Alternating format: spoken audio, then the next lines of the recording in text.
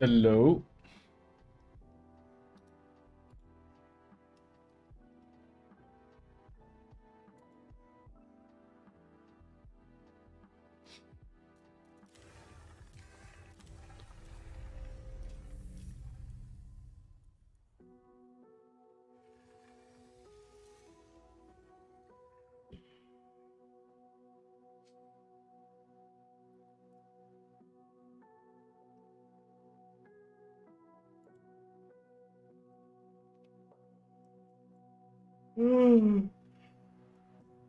Oh my god.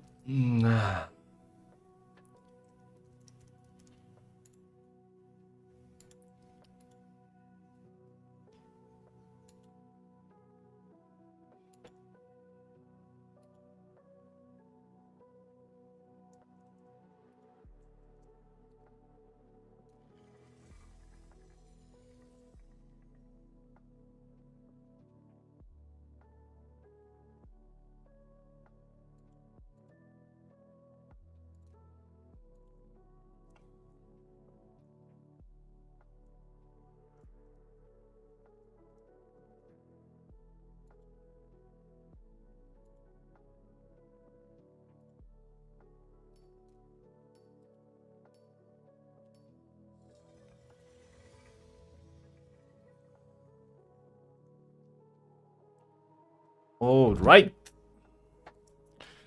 Oh, what a month.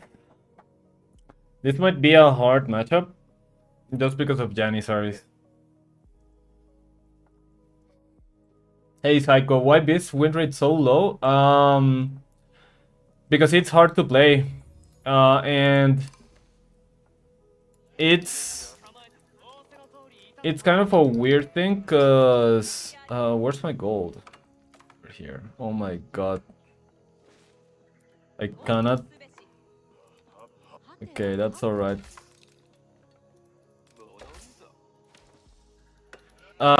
Byzantine is too hard to play, I think. So what happens is,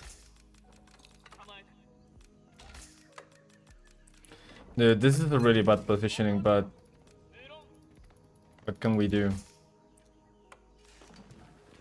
The problem is that there's too many knight thieves right now. Okay, he's going for barracks rush. That's fine.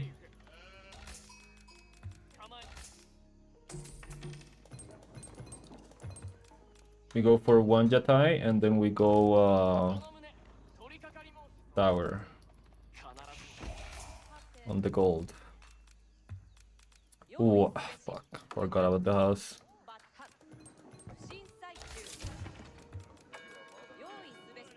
My first game of the day, so kinda not on my element.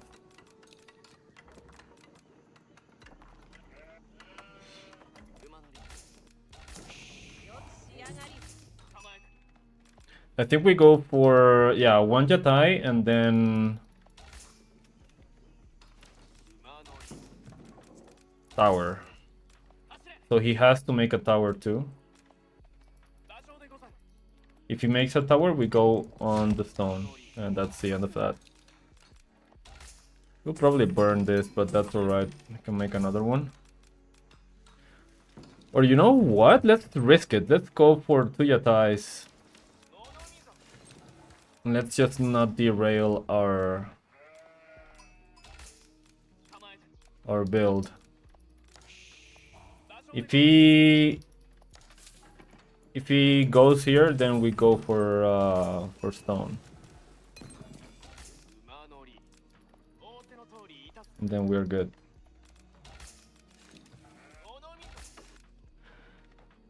Very off-topic question, but are you you? No, I'm not. I don't think I've ever met a you person. Not that I know of.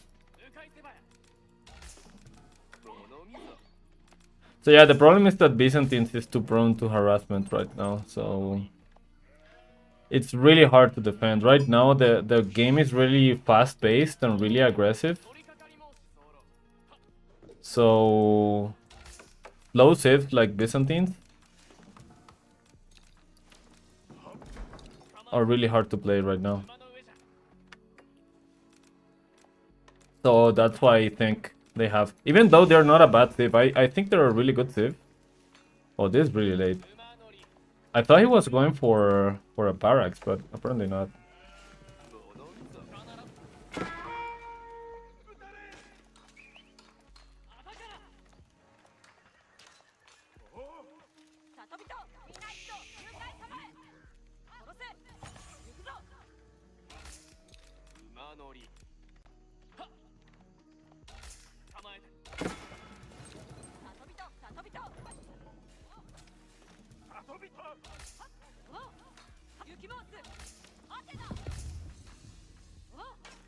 Okay.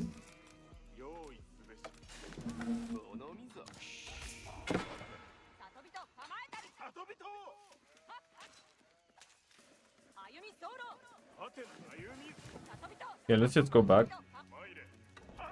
It's alright.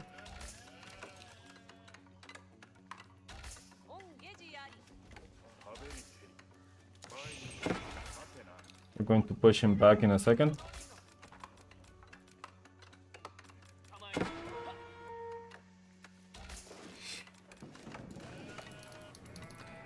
BC also made a guide recently. It's same as Swaggy's video. What do you mean, the... Oh, the Macedonian dynasty? Yeah, Macedonian dynasty is really good, I think.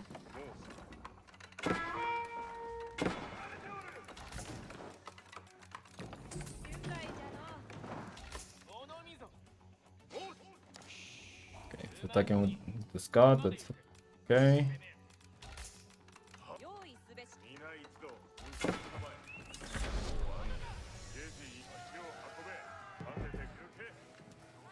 Make this.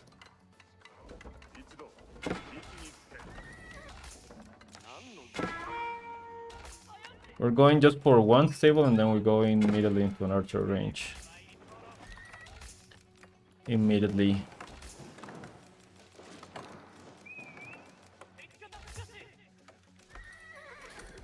Actually, we should have gone for the archery range first.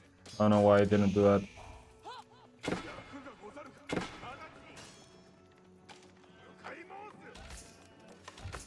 Let's go straight into it right now.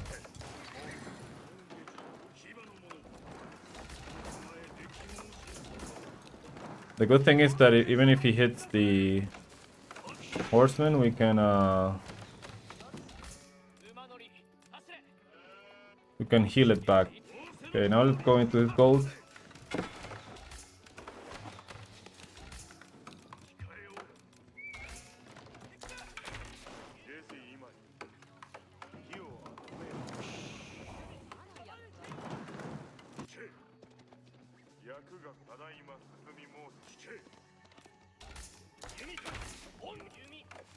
Let's follow his thing.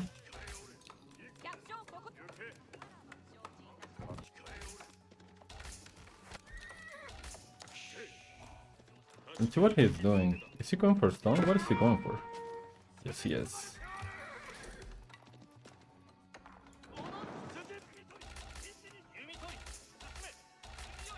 Sipahi. Okay, he's going full aggro.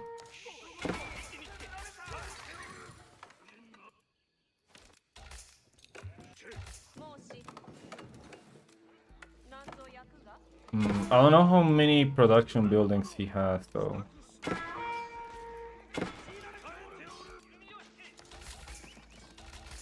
You know what's cool is that we can heal our units.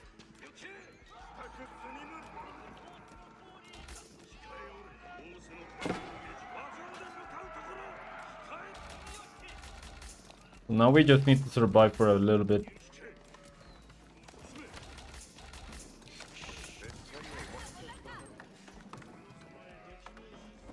Let's place these guys over here.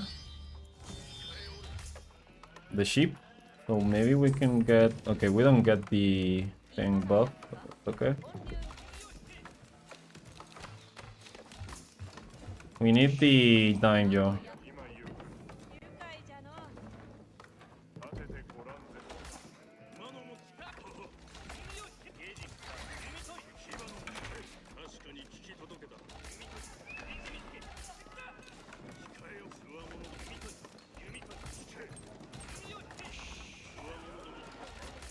And we just need to play passive for a little bit, and we're good. Let's make some farms, why not? And let's wall this up,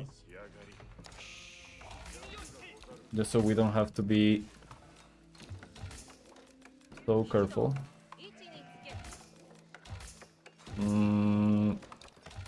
We need a lot of upgrades now. And we need a thing.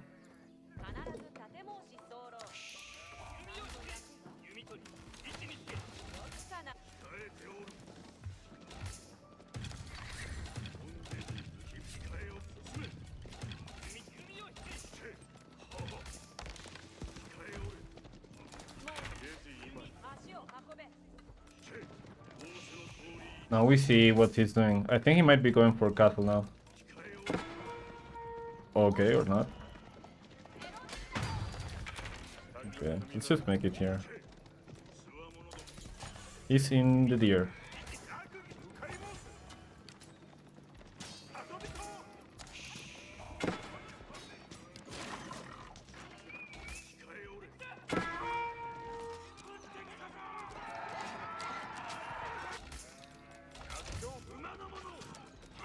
Oh, we didn't kill that? Interesting. Our cavalry is derping a lot. Man, Sipahi are fucking strong, man. Holy shit. Okay, we need spearmen. Clearly. We need a lot of spearmen. These archers are probably not going to be that useful now.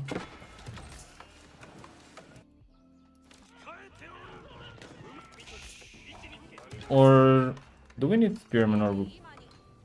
I think I'm just going to make one barracks and then we're going to go straight for a castle.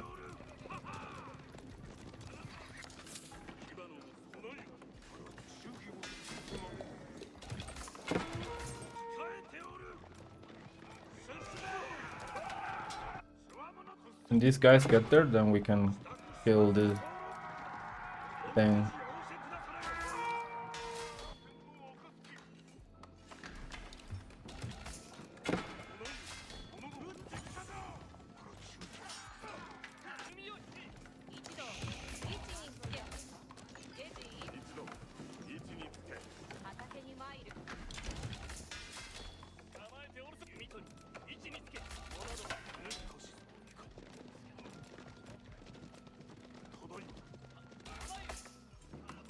Okay. Cool. You know what we can do is also one wall here. Just in case he goes into that. That is really annoying.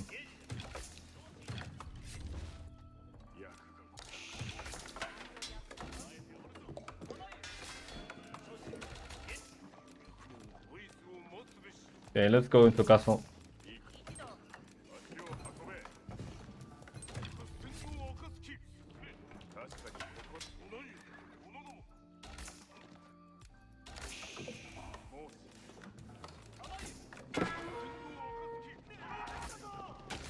Really annoying.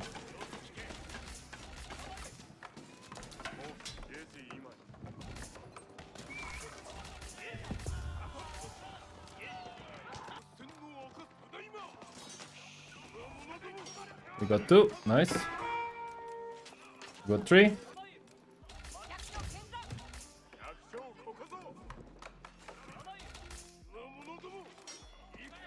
Nice. We got a lot of shit there.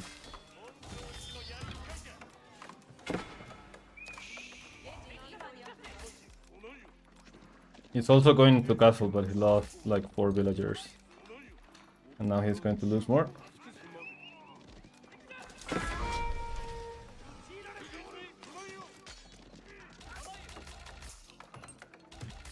Okay. Let's get some more tables.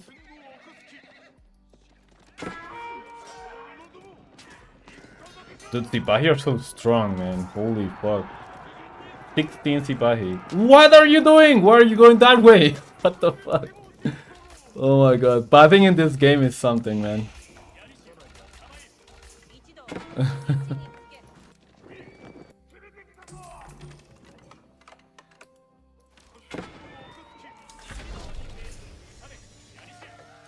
Now let's go straight into these guys.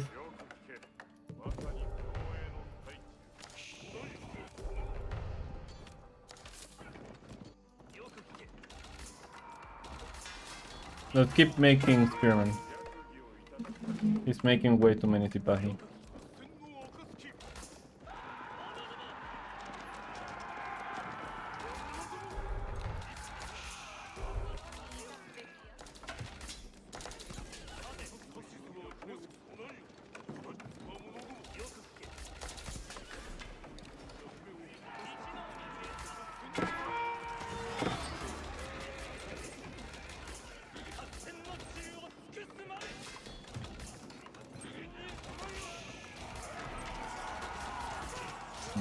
Do we win here? I'm not sure actually.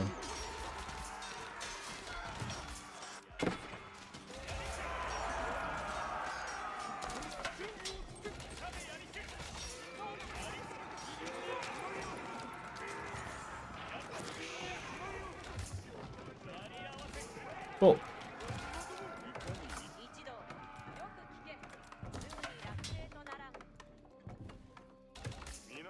Let's wall here.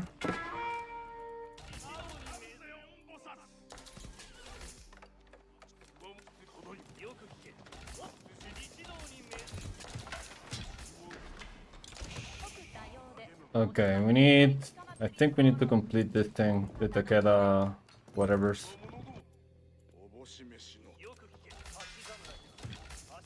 And more pyramid. He's only going to make Sipahi apparently. Wait, why are my guys not mining? What the fuck? Okay.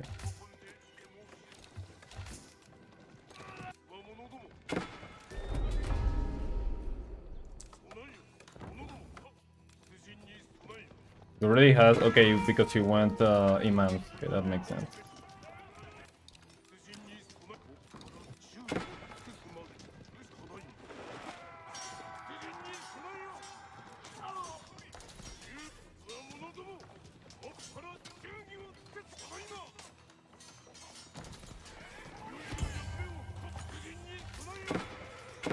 Uh-oh.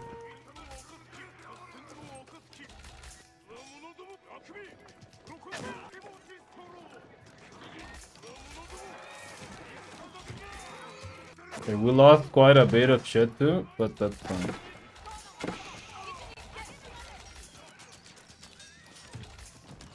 Let's actually make a second TC.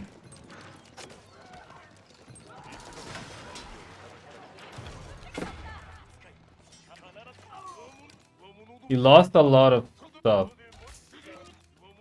which is good.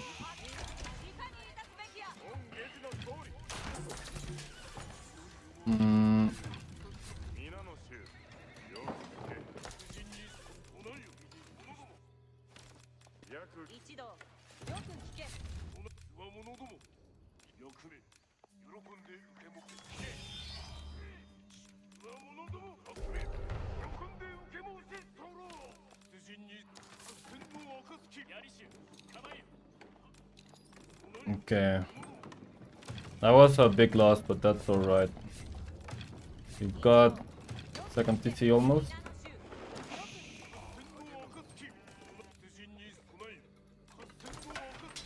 Let's keep making units. We need more. I feel like I have almost no food to work with.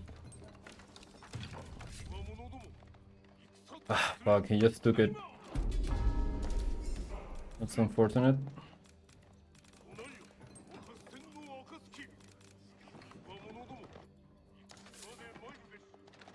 Ooh, just as he moved the thing, he went in.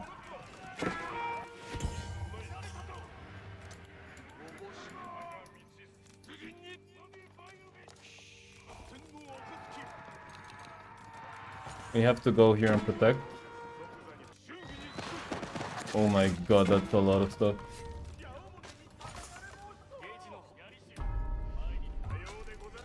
Okay, we need to switch into archers again. Because otherwise, let's actually raise that. Otherwise, it's going to fuck us up. But just erase that thing.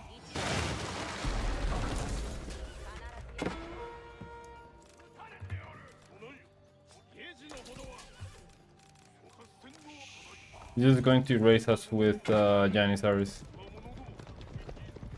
So let's keep raiding for now.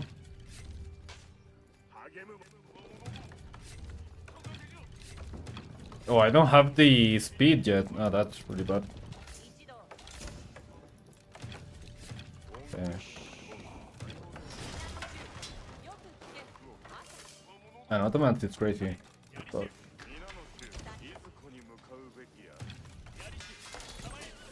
Okay.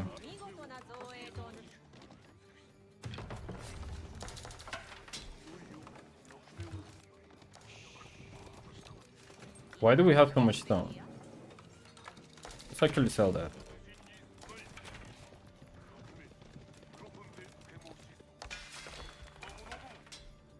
Is he not gathering? Where is he? Okay.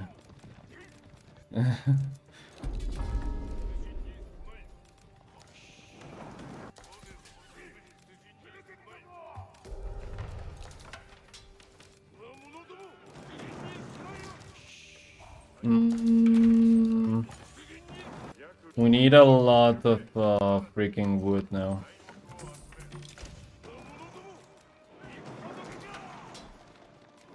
What does he have?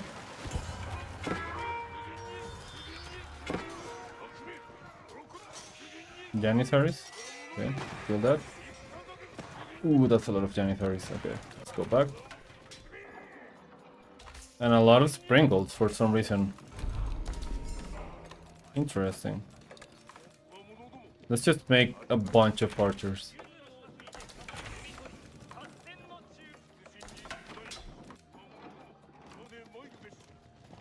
Is he coming? Okay, he's coming up. Let's keep our army here.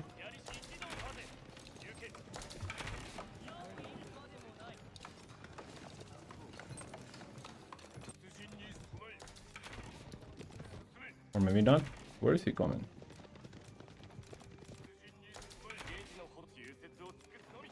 He's just walling himself up like crazy.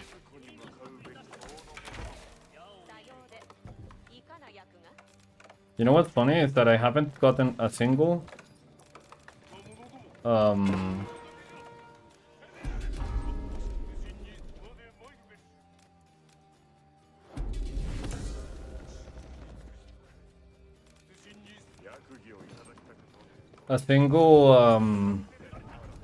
what's it called, food source. Did I see something here? Yeah, I did. Okay, that's fine.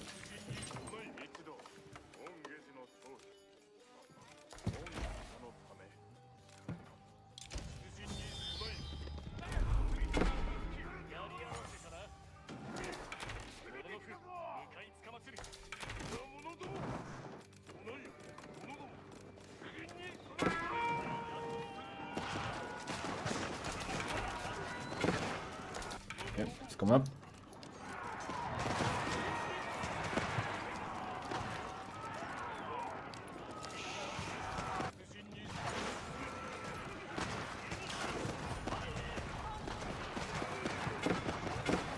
I need my archers to be attacking the things.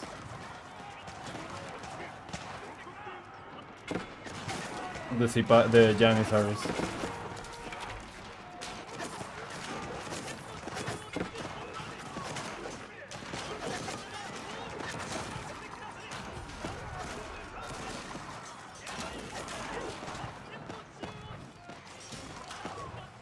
He lost a lot, and I'm 2TC, so maybe it's not as bad as it looks. Now we go into the center.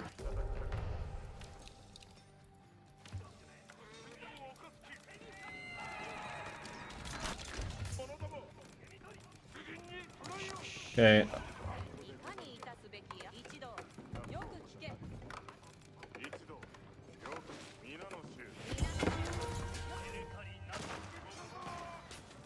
I think we're good. I think.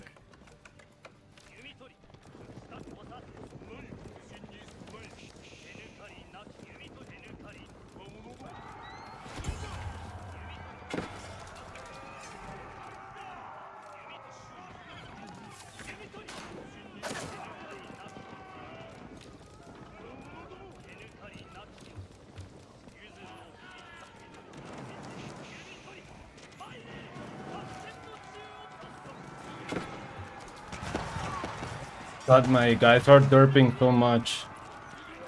Okay, we need maybe a siege frame or something.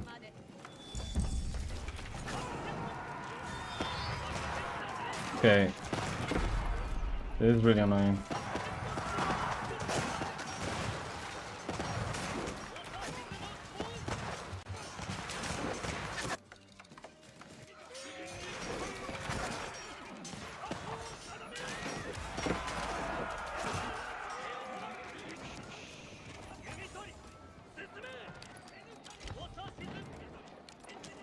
Come back here, bitch.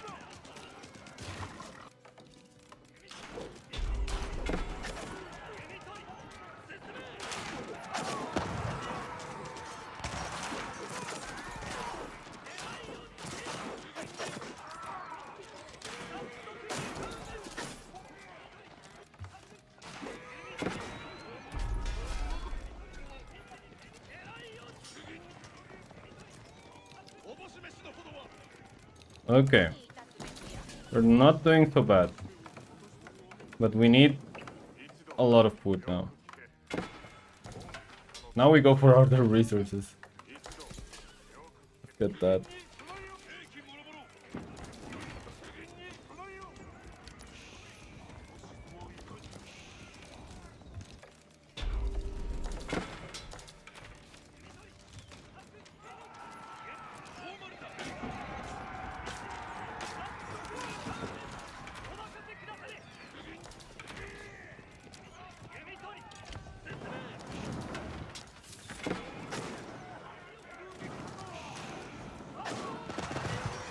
How does he have so much? Holy fuck, so much stuff.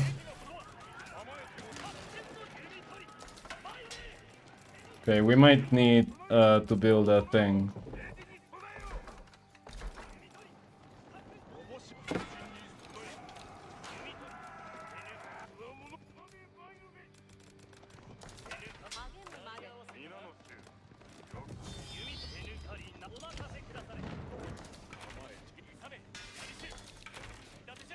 Maybe he's asking the same thing. Why do I still have so much stuff? Do I have guys on gold? Yeah.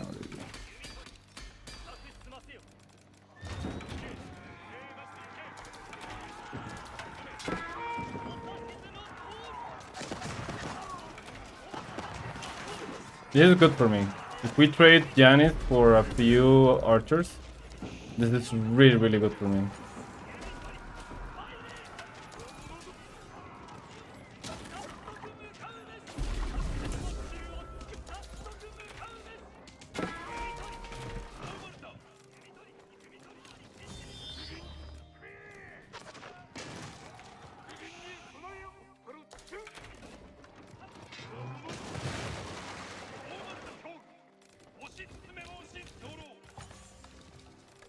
God, it's so annoying.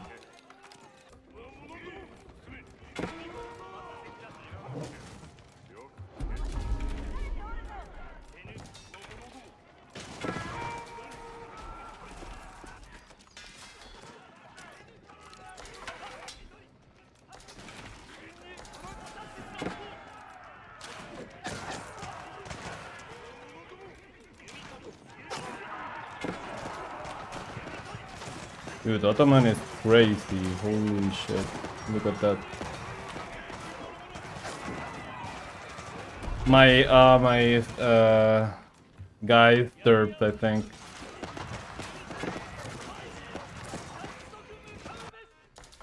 Yeah, I killed several guys over there. It's really good.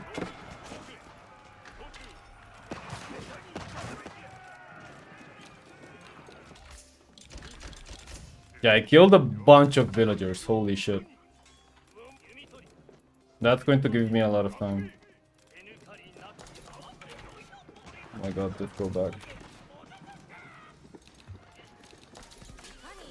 That's going to give me a lot of time.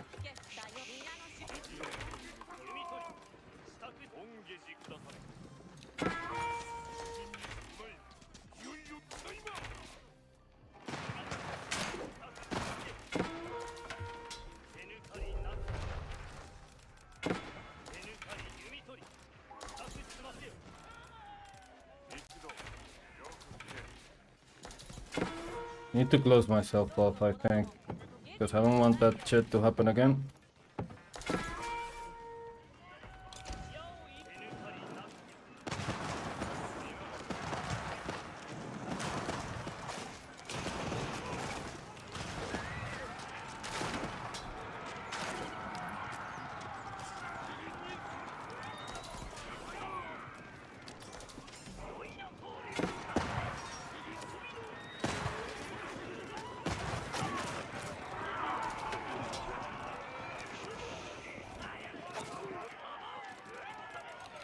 Cool.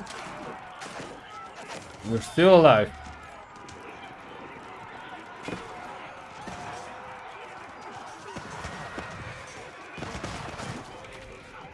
I think...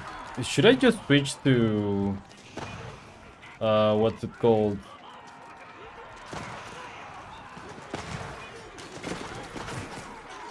To Spearman or what? I think I should. Uh-oh.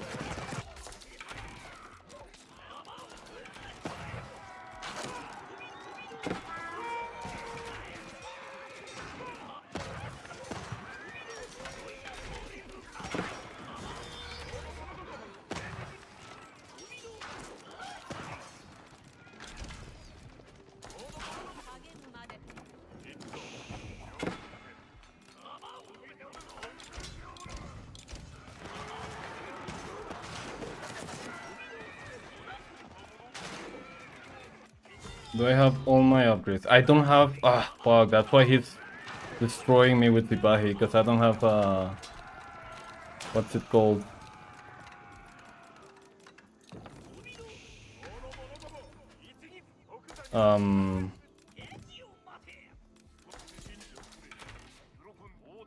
Because I don't have, fucking melee stuff.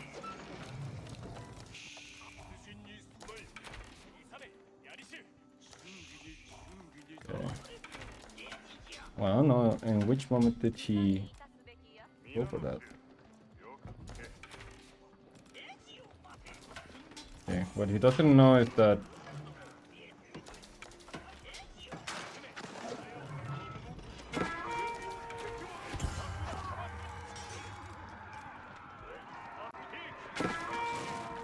that's annoying.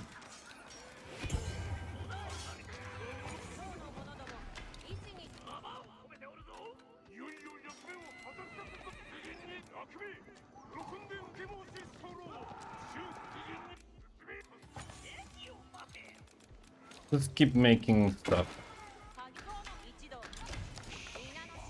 Okay, all of you go over here.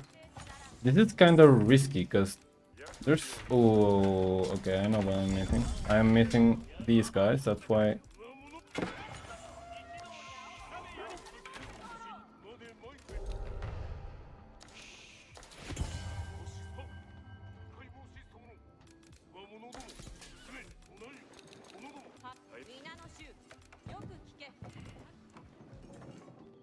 what about this?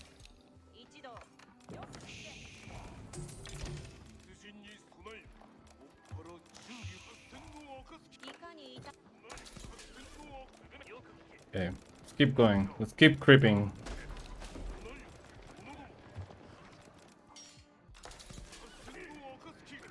I think he might be aging up because I don't see any more units on him.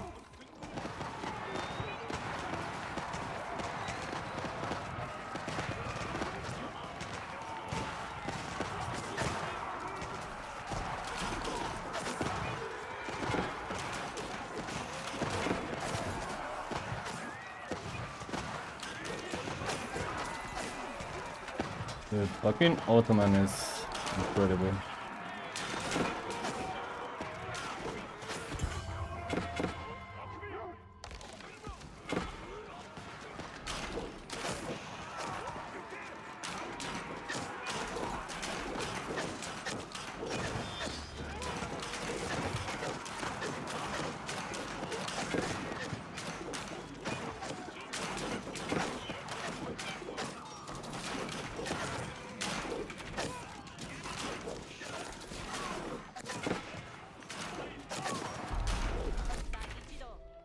We need more production buildings, holy shit.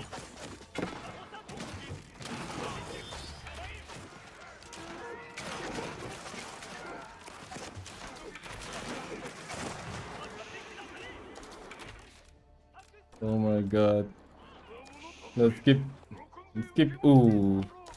He sent some guys over there, okay.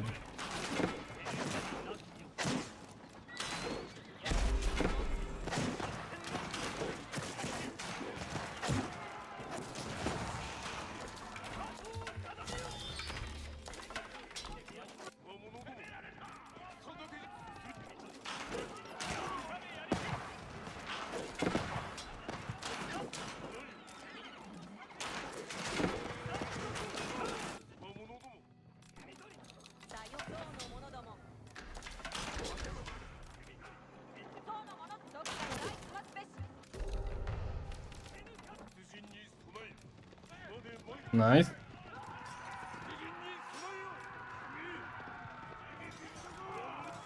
Cool. Imperial, nice.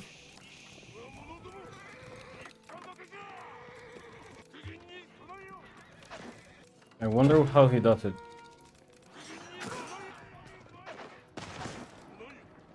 With his shit as fuck,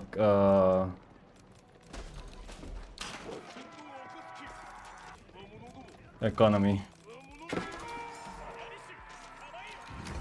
Okay, nice. Holy fuck. I think he went to Imperial without any economy. Let's see. Auto is really hard. I think Auto is one of the very few like bad matchups for Sengoku because of Janissaries. Janissaries Ippahi is so hard to deal with as Sengoku. That was a raid fest, holy shit. Look at the military, this is what I mean. Like, his military is always going to be so much stronger than mine. Even though I was not making daimyos, now that I think of it. I forgot completely about this. Because I was so focused on just making units.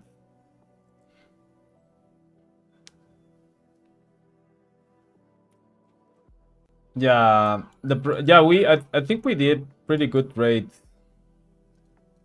He was forcing these walls over here, but yeah, we did pretty good raids. Like, look at this. Although he did raid me a lot too with the Sipahis.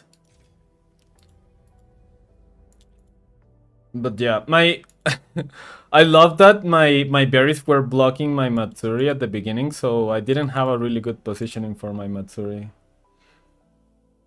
And also I forgot like a bunch of farms over here. I forgot a lot of things, man. When I'm playing this civilization, I forget so many things.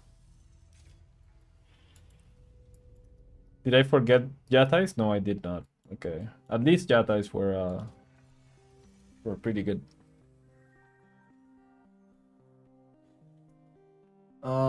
But yeah, I think against Ottoman, dude, Sipahi are just so strong. I think I need to start with Spearmen instead of Sipahi, instead of Yari Cavalry. Because even though these guys deal extra damage to Sipahi, they are still more expensive and they do not win at all against Sipahi. So I think it's better to just make Spearmen and go straight to castle. Forgot my daimyos. Forgot level 3 daimyo state too. Forgot a lot of things. Let me read what you guys are saying.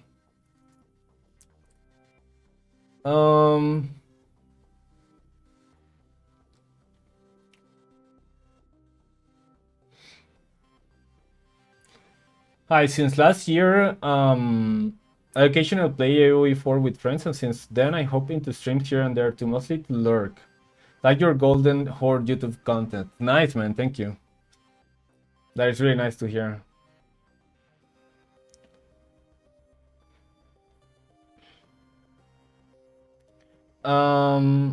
Yeah, we're going to do a tier list at the end of the stream. I already have my opinions on that.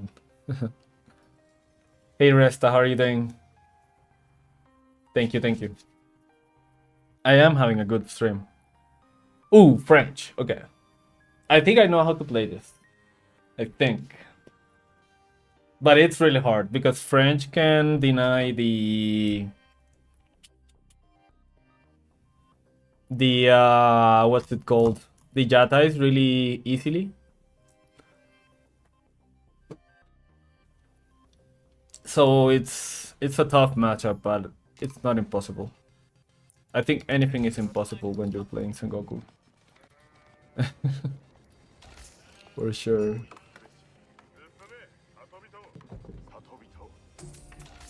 Okay, let's get that. It's really nice because then we can get this woodland with the Matsuri.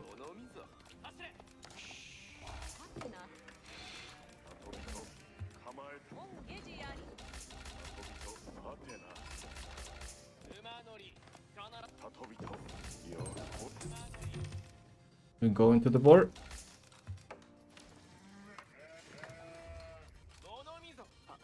Sheep over there, cool.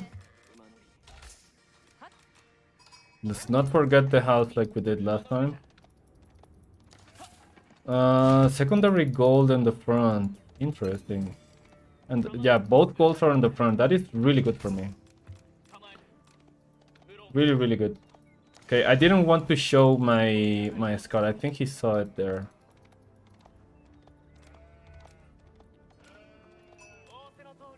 So here's what we are going to do. We're going to take whatever is back here. And then we are going into his side, because I think he's going to cut me off over here.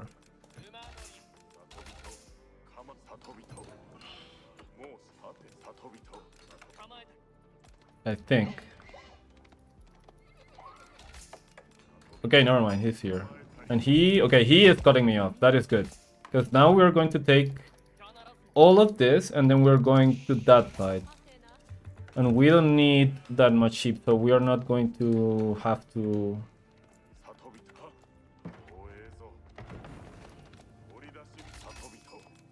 Ooh. Okay.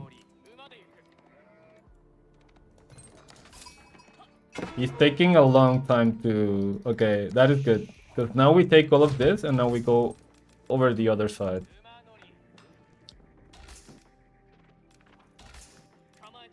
And now he's not going to have that much sheep. We just go for berries.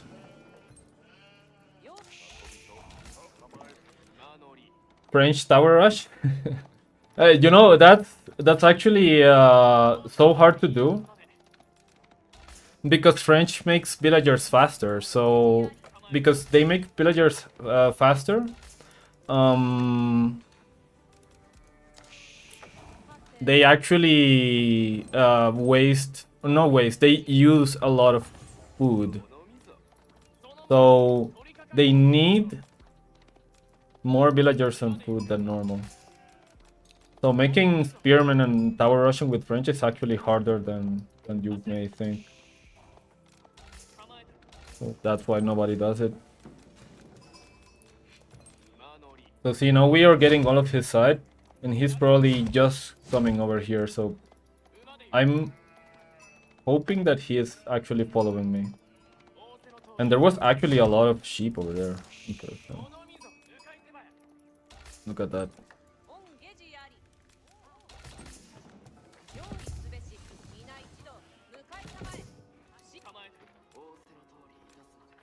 Cool. I'm guessing he already took this.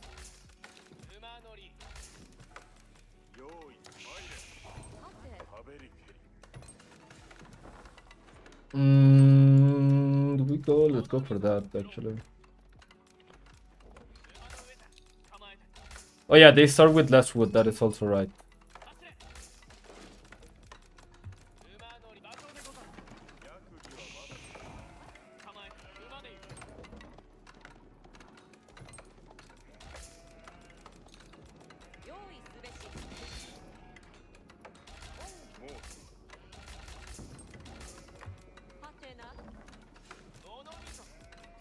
Now we make a tower.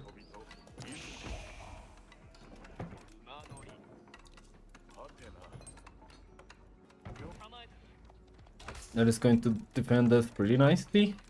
We don't need to build a house because we have the Ryokan, which is pretty nice to have. Wait, what? No, no, no, no, no. We are going this way. Because that's where the thing is.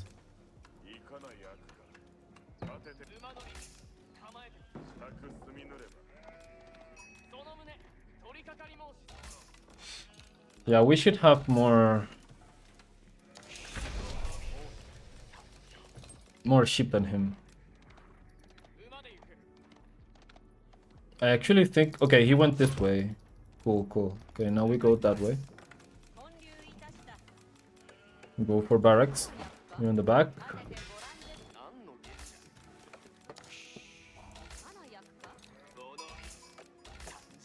We got so much sheep, man. Holy fuck. Oh, there's a mistake. What the fuck?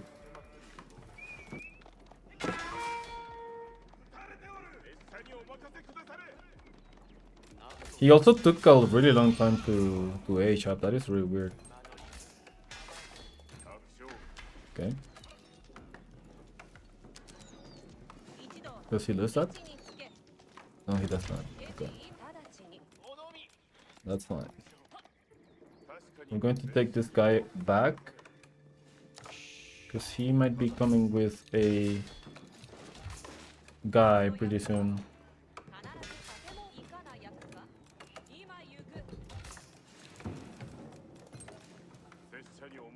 With the, what's it called?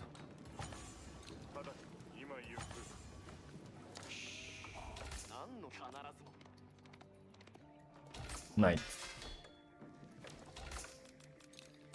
Okay.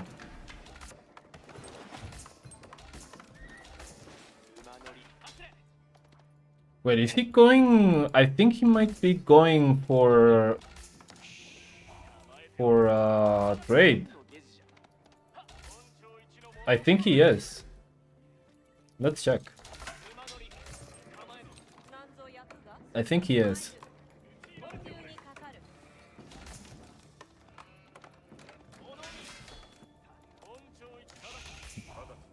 Yeah, I think he's being a little bitch. Yeah, because I didn't scout anything. I assumed he was going for...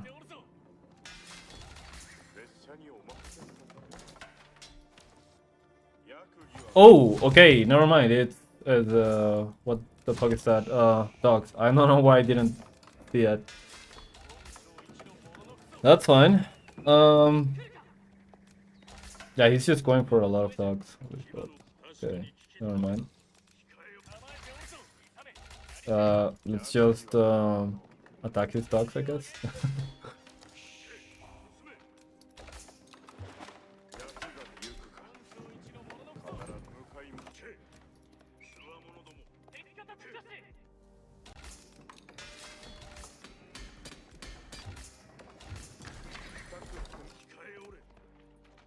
Yeah, he's just going for dogs. Okay, interesting. What we do is go for his gold.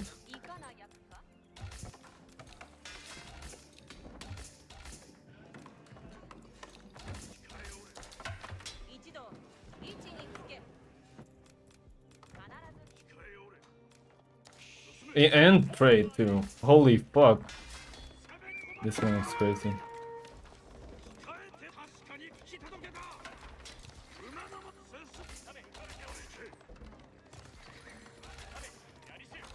Okay. Interesting. Come on.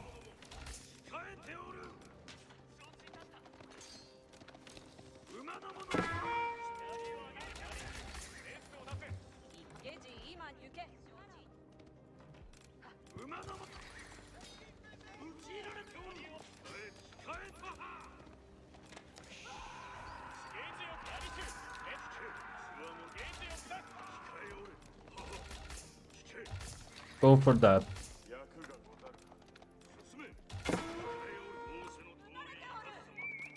Okay, system scout, fine.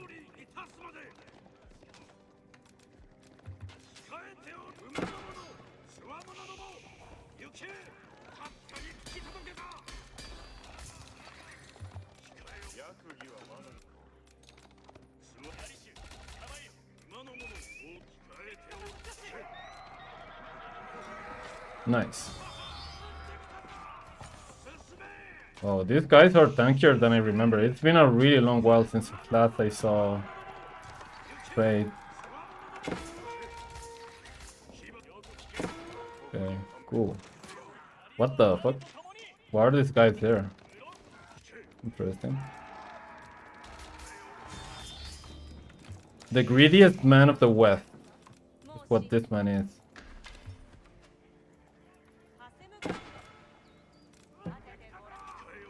I'm assuming that's where he has his stuff.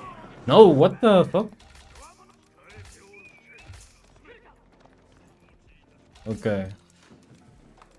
We go... Castle.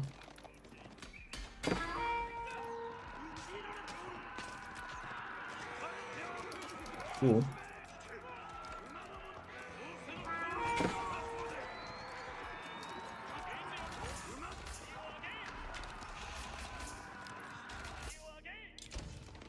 I assume that's where his market is, but I'm actually not sure.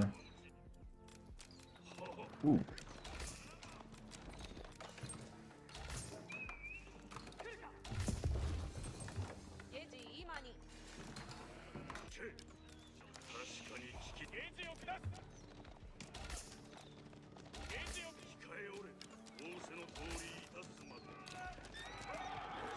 And we go for knights. And we need archers. We need like a bunch of archers now. Because he's making... That's way too far. Let's make it here. Uh-oh.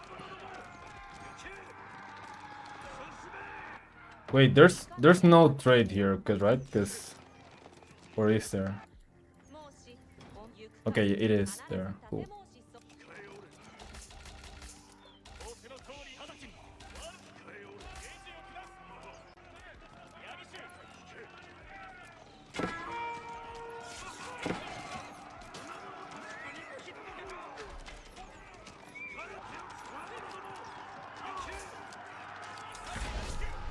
Okay, cool. Go for that.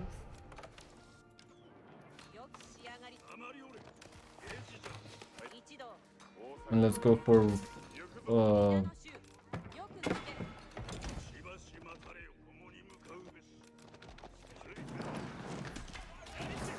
go for archers now.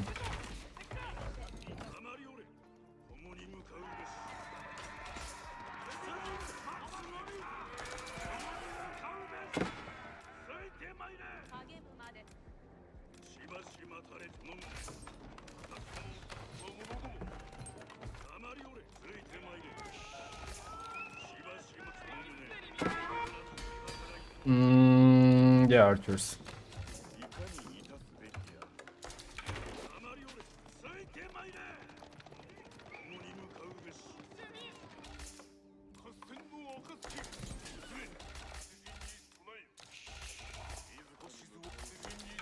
I think we don't have... Yeah, I always forget this thing, man. Freaking Daimyo.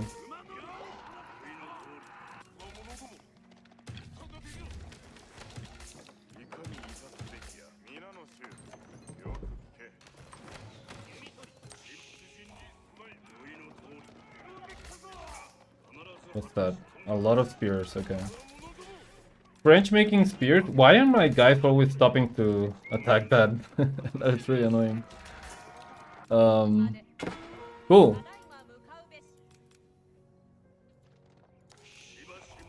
Uh-oh.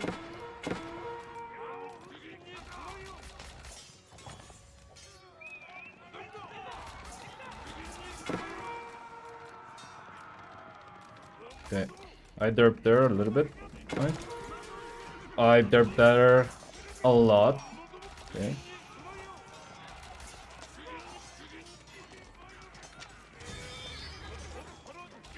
Okay, we go back. Actually, we go here. Right. We need the... Oh my god. Okay, that's fine.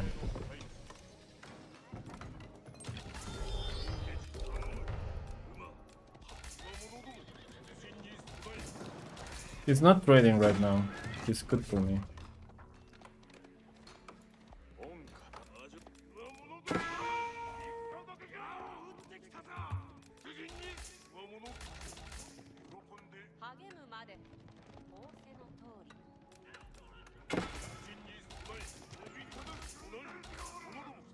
Okay.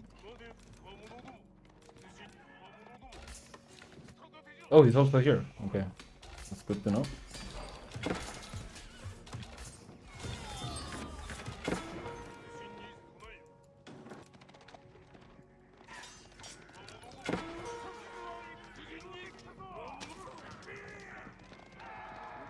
Didn't get it.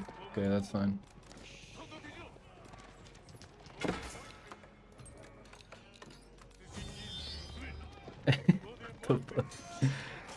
Oh my god. This is really interesting. How many archers do I have? Not nearly as much as I need.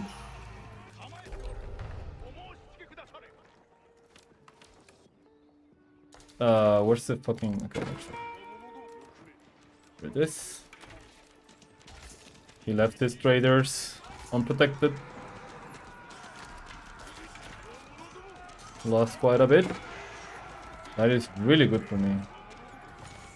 Do you think... I think we might actually win that. With just...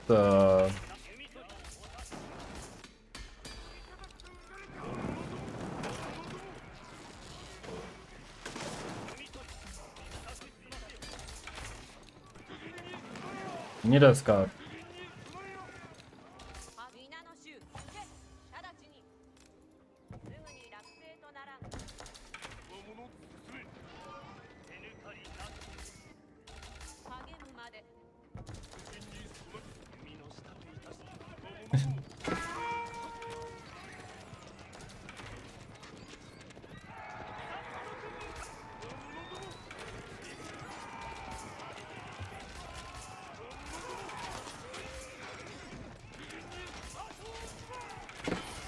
Oh my god. Okay. We need a scout.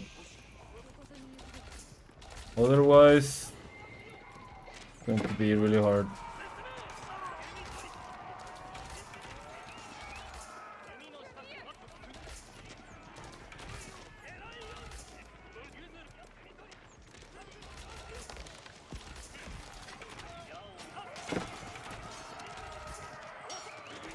Yeah, I think we win this. We just commit.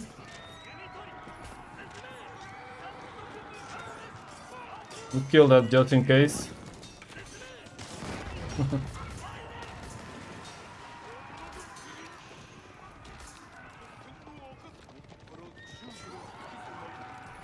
My archers stop for some reason. That's cool.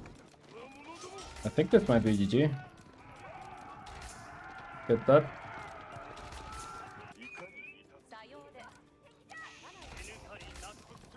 GG. Yeah. Good game. This? Oh, one of the weirdest games I've played against French.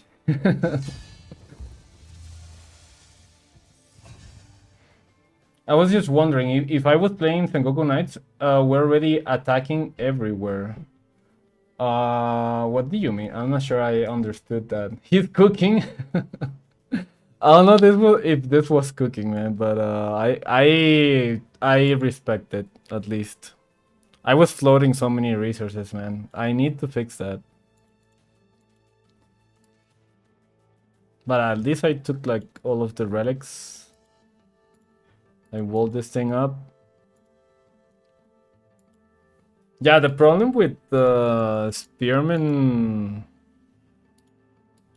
going Spearman with French is that, man, Spearman just fucking suck against Yumi archers.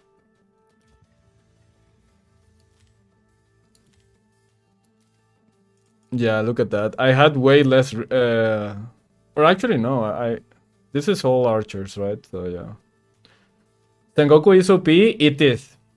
It is not a feeling. It is OP. It is the best civilization in the game. Look, actually, he was winning in resources at the beginning, but then when I started raiding and doing stuff, he started to fall off. Well, actually, I won at first, and then the thing is, I didn't know what he was doing. If I knew what he was doing, I just assumed he was going for knights, so I was playing really defensively with towers and walls and shit. That's why he was ahead at the beginning. But if I scouted, I didn't even scout. If I scouted what he was doing, then I think it would have been over even earlier. But yeah, Sengoku 100% is the best civilization in the game right now. I have no doubt about that.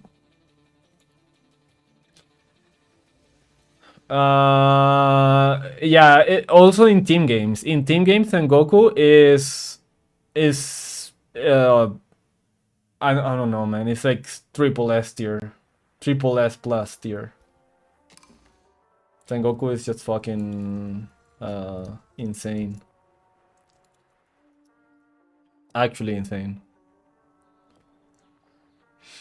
They should nerf Sengoku, man. I don't know how, but they should do it pretty quickly.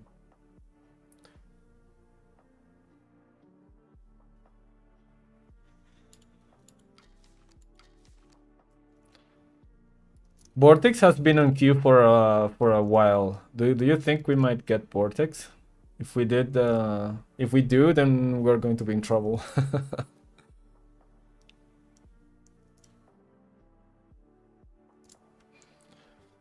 Man, breaking Sengoku.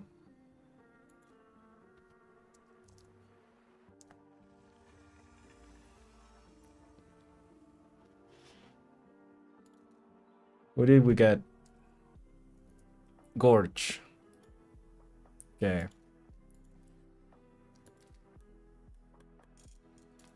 Sengoku. Do you know what I was thinking? I was thinking about making a Sengoku infantry, melee infantry civilization. Sorry, melee infantry build. Is what I was trying to say. Like, I have never seen anyone go for the... Oh man, this is a free win, I think. Against Rus. Sadly for the Rus player. Unless we get like a fucking 2000 elo opponent. Then in that case, it's not a free win. So I think what we do here is we just go straight to castle, right? We don't make any units. Look at this Omega front gold. Holy shit.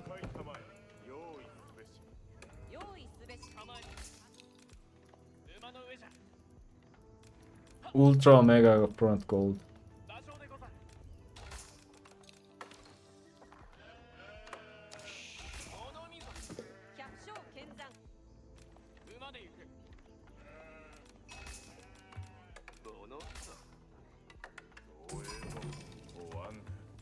We go the greediest shit possible.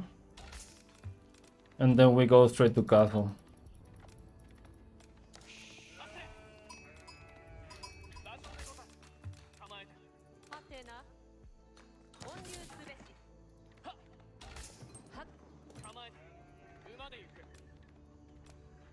Yes, that's what we are going to do.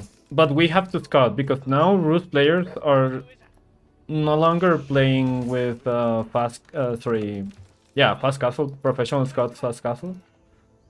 They're trying more aggressive stuff now, so we will still have to scout because otherwise he might surprise us with knight, and we don't want that. So yeah, we have to scout. Normally before, I would never scout a Rus player, but we need to do that now.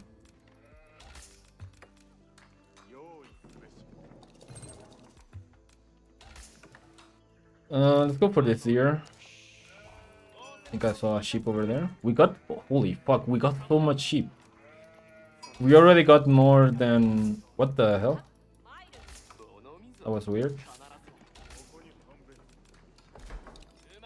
We already got more than half of the map, so doing that against a Rift player is really, really good. What rank is this guy? Okay. Rank 2?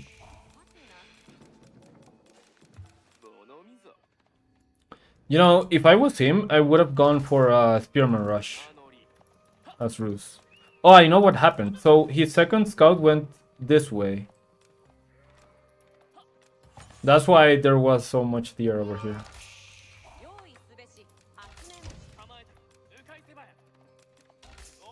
Yeah. That's what happened. Now we scout a little bit behind our base and we go straight to his to see what he's doing.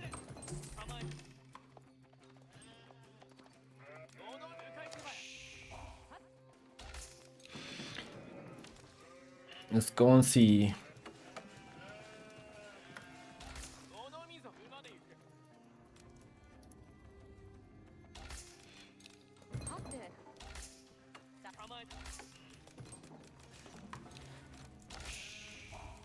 Yeah, I don't think, what?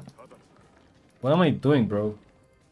Oh, I know what happened. Okay, my Yatai kinda derped. Okay, I know what happened.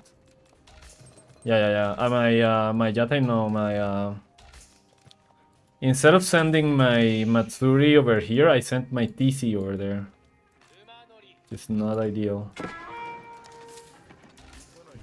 Okay, we're just going to ignore that.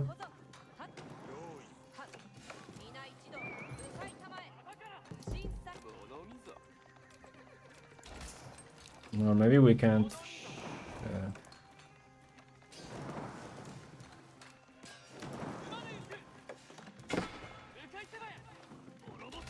Okay, this looks like do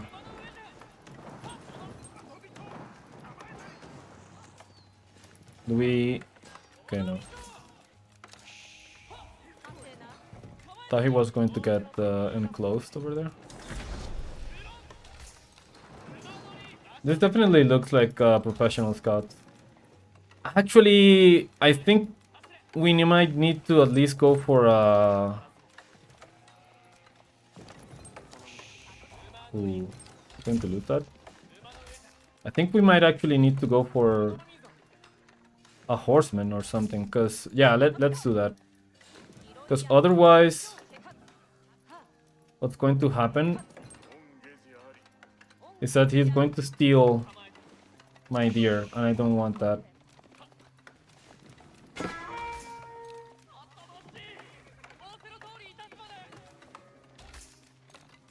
Oh, okay. Interesting.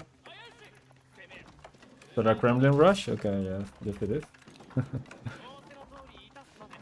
Cool. This is fine. Can go into the stone. Uh-oh.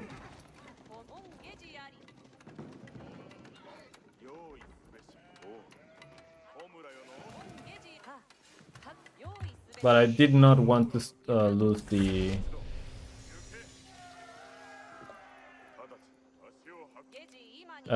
scout. That is for sure.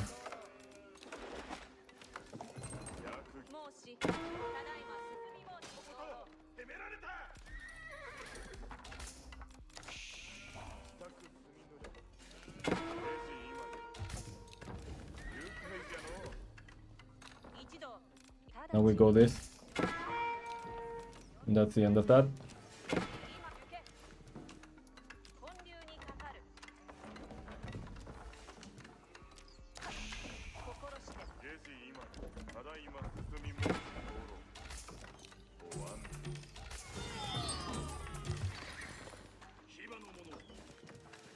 Interesting. This is really interesting. Should we still go for fast castle or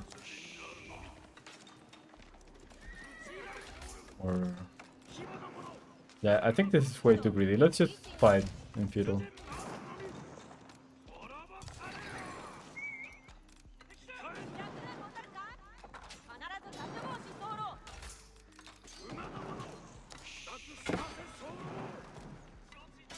That's one start, cool.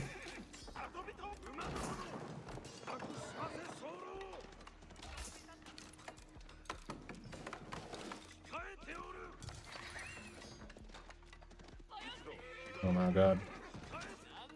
Yeah, I did not expect the knight. That is for sure.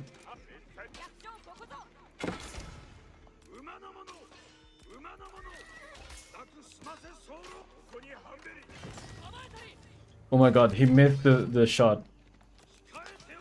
Now he's going to miss the knight to lose the knight.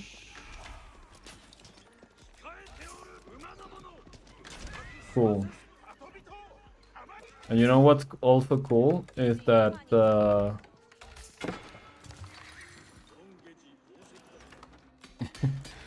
is that we can what's it called? Just make a Matsuri, why not? Look at all the food we have, holy fuck.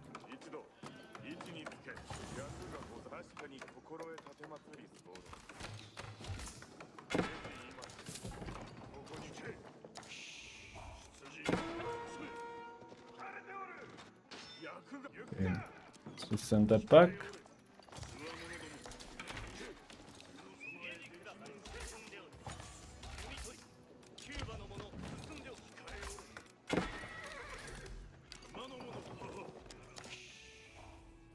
Where is he getting food?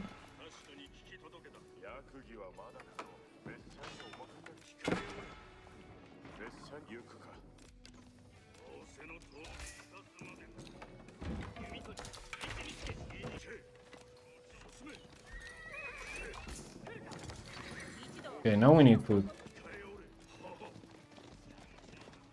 It's making barracks, okay. Let's actually trade, we have healing.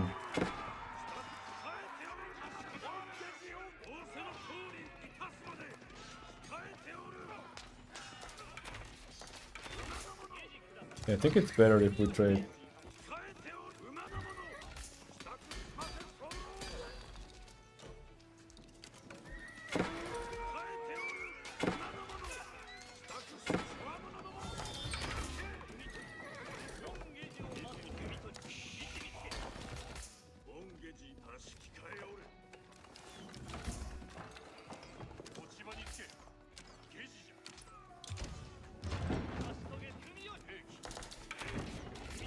Okay. There we go. He lost a lot of HP on his stuff, so going to lose a lot of things here.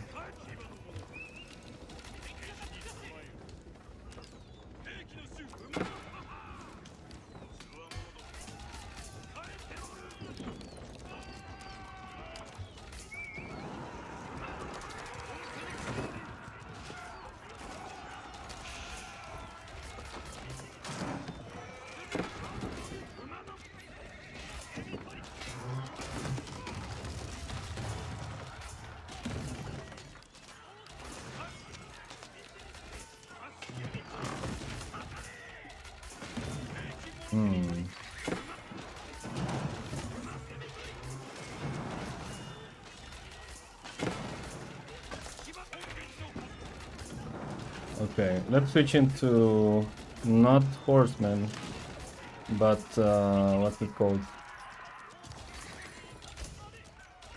Spearmen. Let's make think these. Okay, let's just attack him here, right?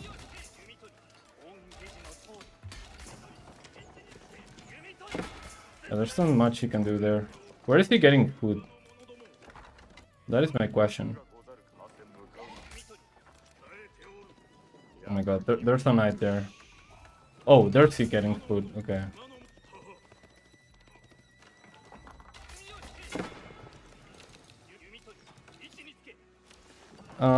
Yeah, we get this.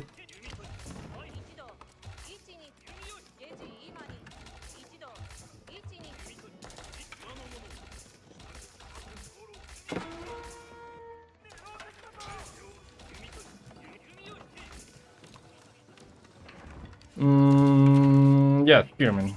I think Spearman is good.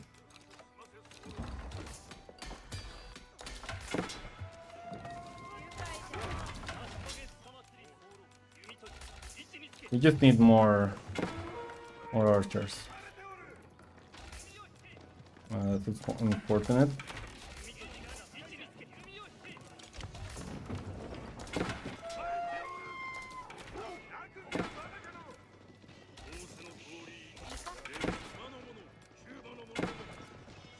Oh my god, he was waiting. That's really nice from him.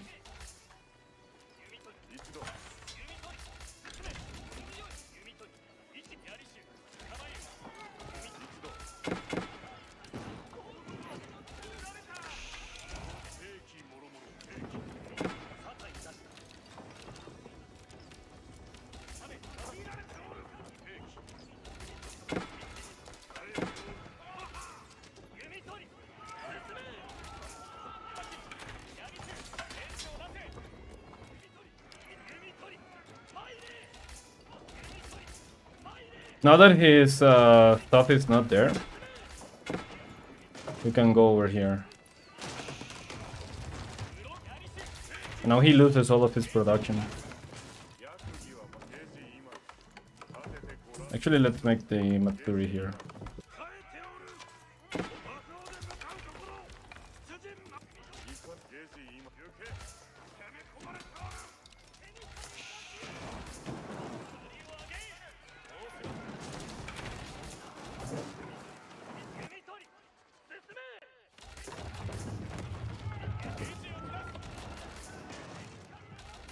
Cool.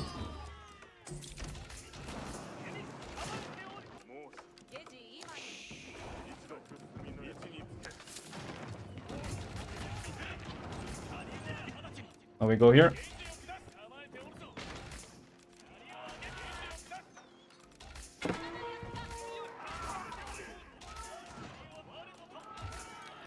And we transition into... what's it called?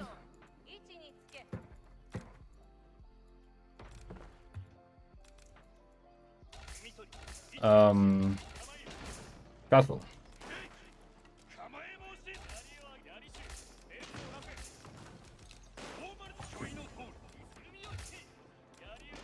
Okay. Okay. I getcha. Let's place... I want to place the spearman here just so he doesn't escape with his villagers.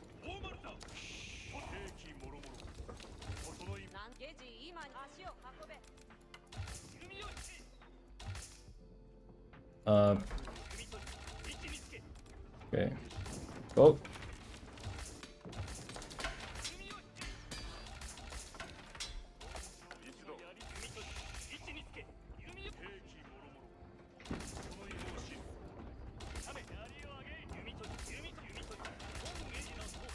Let's go.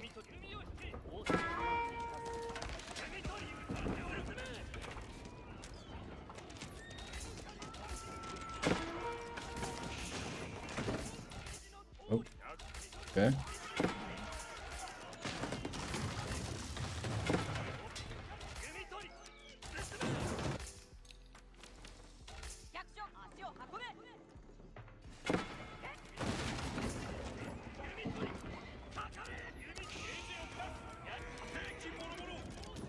This should be already BGG.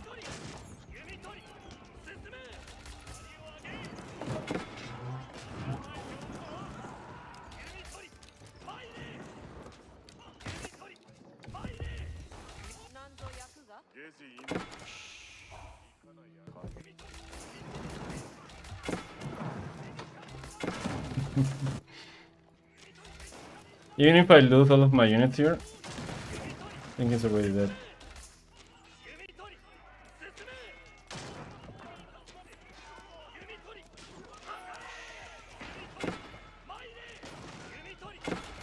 Now we run. Why do I have 16 villagers that are not doing anything?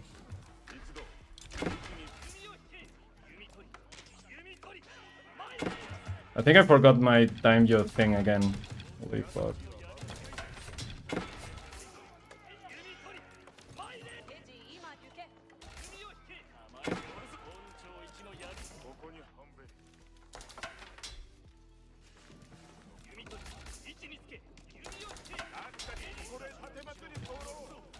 I'm already going into castle, that's pretty good. Make an arrow slit thing.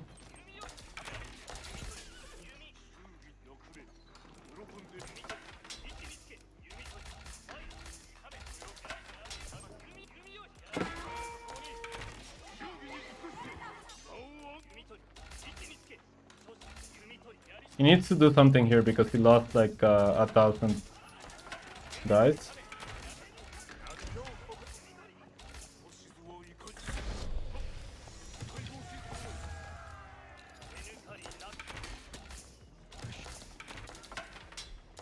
Now we're going to mounted samurai.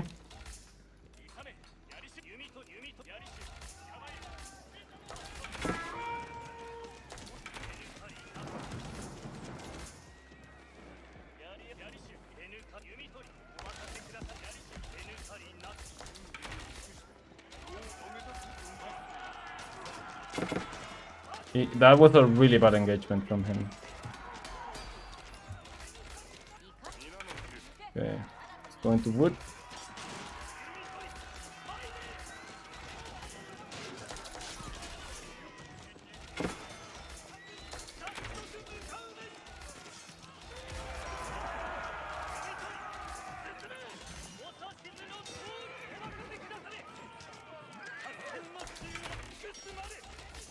GG.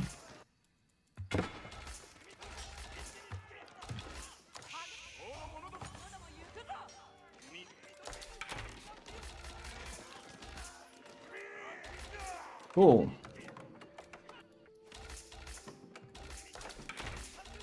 We defended that thing. Now, what do? We kill him. He's here. He's not here.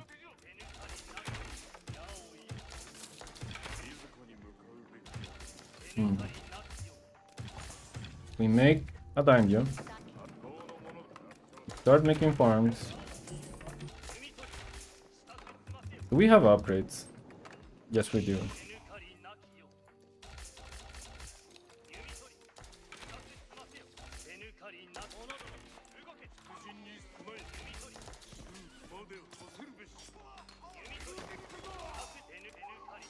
Here we go. That should be it. We need the daimyo thing.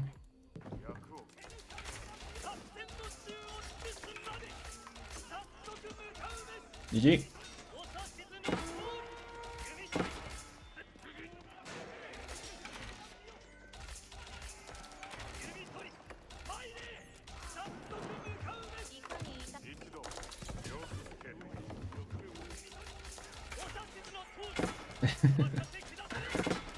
Oh man, it's awful for him.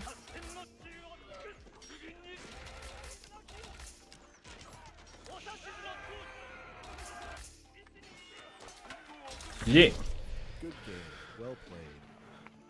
Soggy queso. I mean, that's a good name. I could probably do that sometime. Hey MSN, how you doing, man? This was kind of interesting. I guess he felt like he needed to do something well.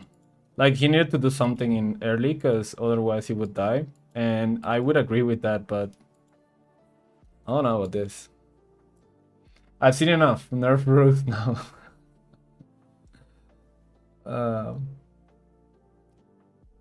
Yeah, dude.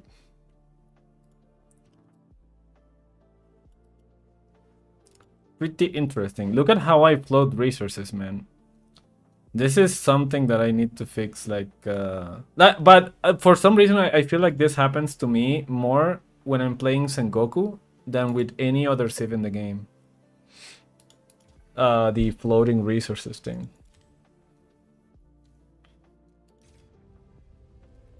I'm not sure if it's because the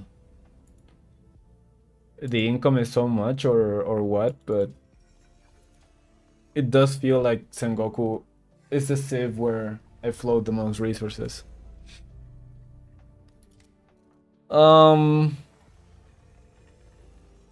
Cliffside. Cliffside is hard because it's extremely short. And so I am pretty sure that I'm going to get rushed again, which is cool.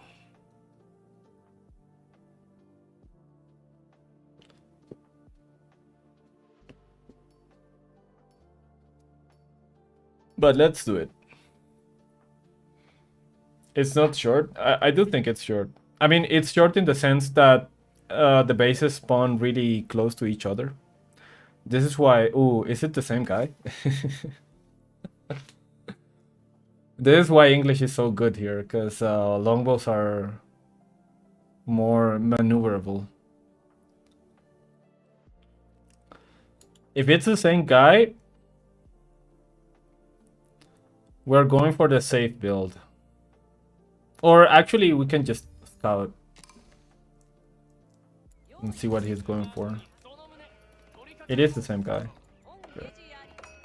Where's... Oh my god, look at that. Dude. So he only needs... He only needs one tower to deny my stuff. That's nice.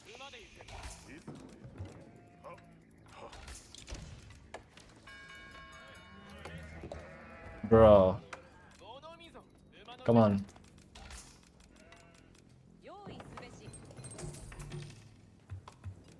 Okay. We're going for the safe build.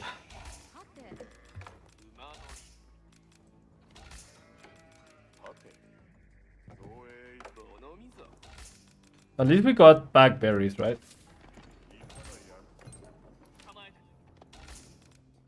So the safest thing to do is, instead of getting the second Jatai, we get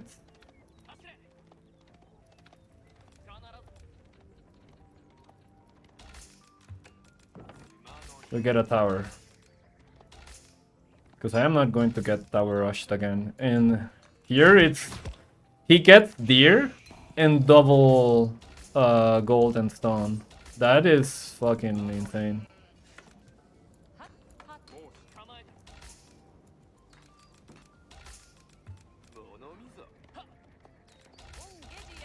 So we have to be extra careful here. Yeah, let's go for a tower. If we put the tower here, then maybe he has to place the tower here. Man, I'm missing villager production too.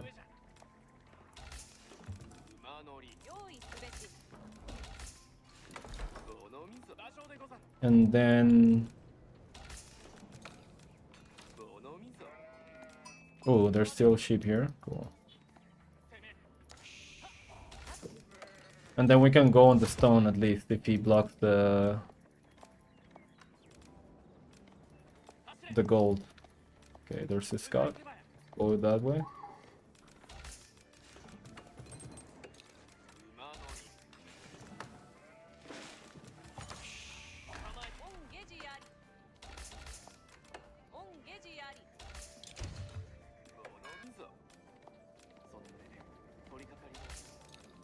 Let's see what he's doing. I don't think I'm gonna get any more sheep than this.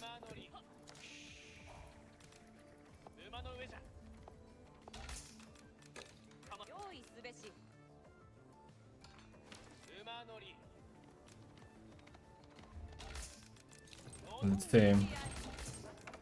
We shall see.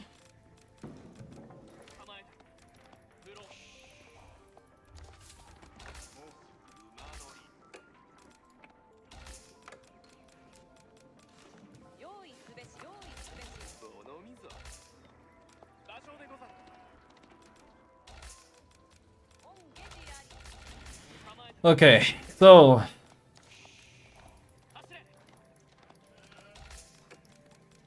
let's just play feudal. If he attacks this, that's fine.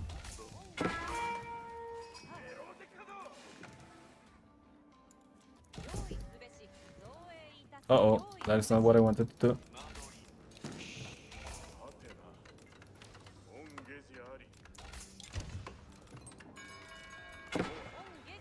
Let's keep 2 on, yeah, 2 on berries is fine.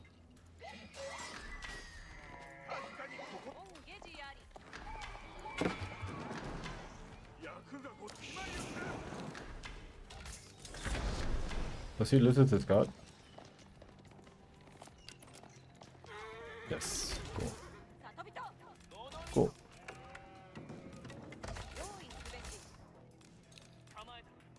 Once again, okay. He loses 1? Yes? No? No. Oh my god, that was so close. Okay, we just go here.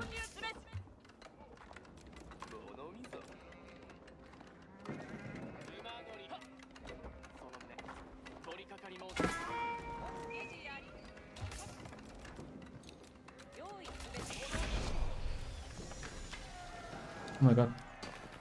He loses 1. Okay, nice. That is really nice.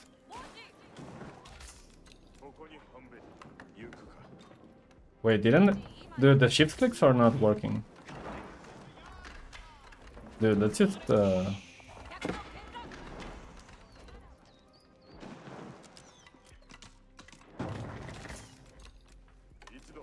What the hell is going on with the shift clicks? Oh my god, let's kill that. Cool.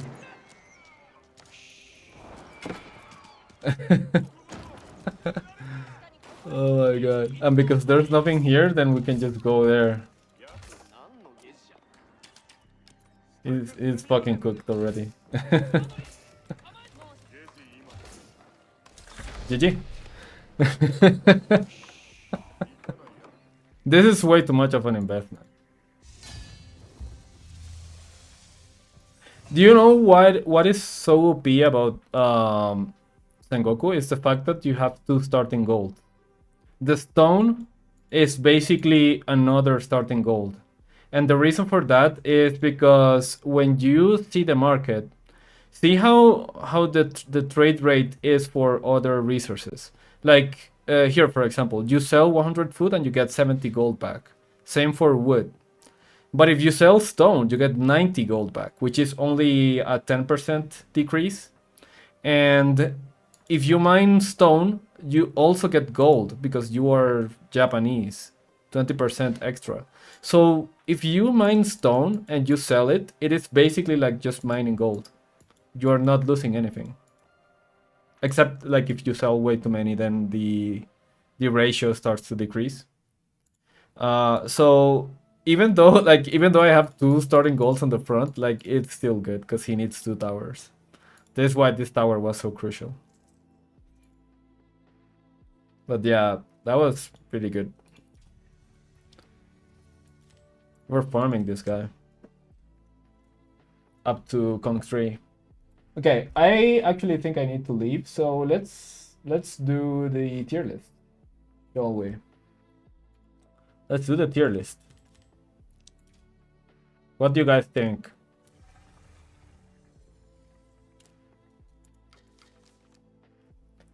Tier list. Let's go.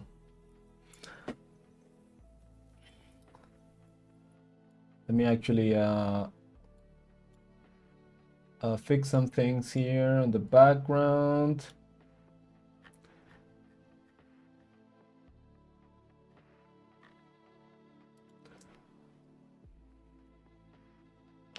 Broken as fuck, Steve. Yeah, it is. Dude, I just want them nerfed. I am playing them because I want to practice them for tournaments, but playing against Sengoku is the worst thing in the world. All right. Let's do a tier list. How do we remove that? Yeah, there we go. And then wait. There's something wrong with my stuff. Okay, there we go. Cool.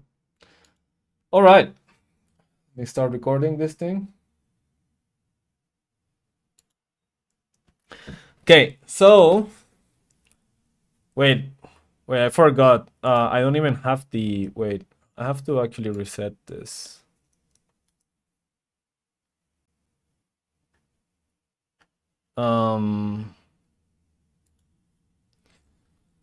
We need to. Where is the? I need the sieves. Where are the sieves? I have never used this before.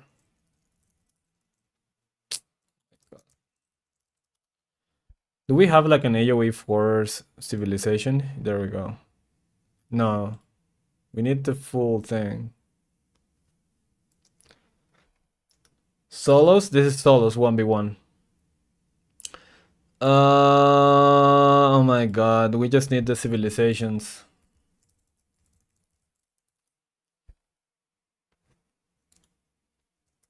I have never used this website before. Just one time.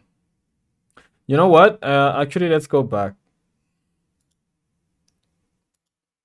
I think I already have all of the... I have all of the files here somewhere. There we go. So let's just get all of these except the random and Spain. There we go. We need landscape. There we go. Now we need to get rid of all of that shit that is bugging us. Let's take this.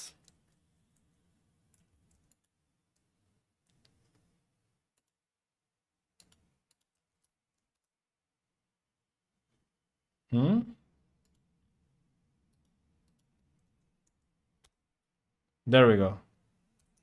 Cool. Now we can do the tier list. Wait, I forgot something.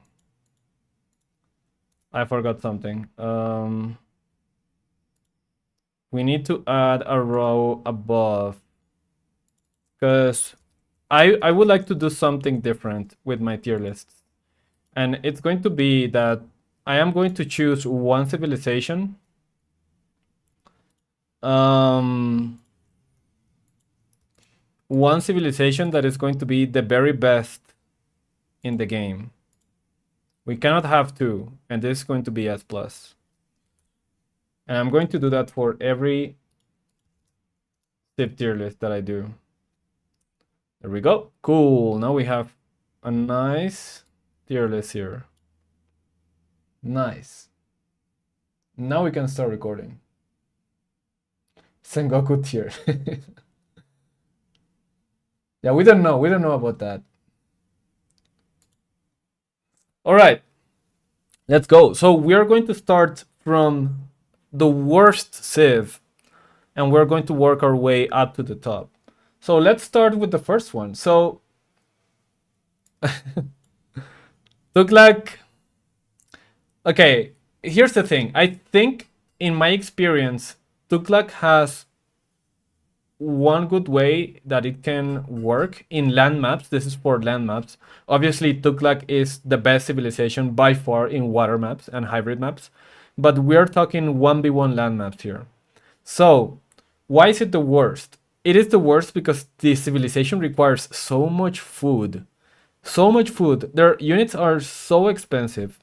It has kind of a similar problem that OTD has, where if you don't get, like, the economy doesn't feel that great in Feudal Age. We are in a meta right now, which is extremely fast paced. You are going to face a lot of French, a lot of Sengoku, a lot of Japanese, let's say, for example. And some of the lower tier civs are also really good in feudal. So people have already learned also to play against the healing elephant.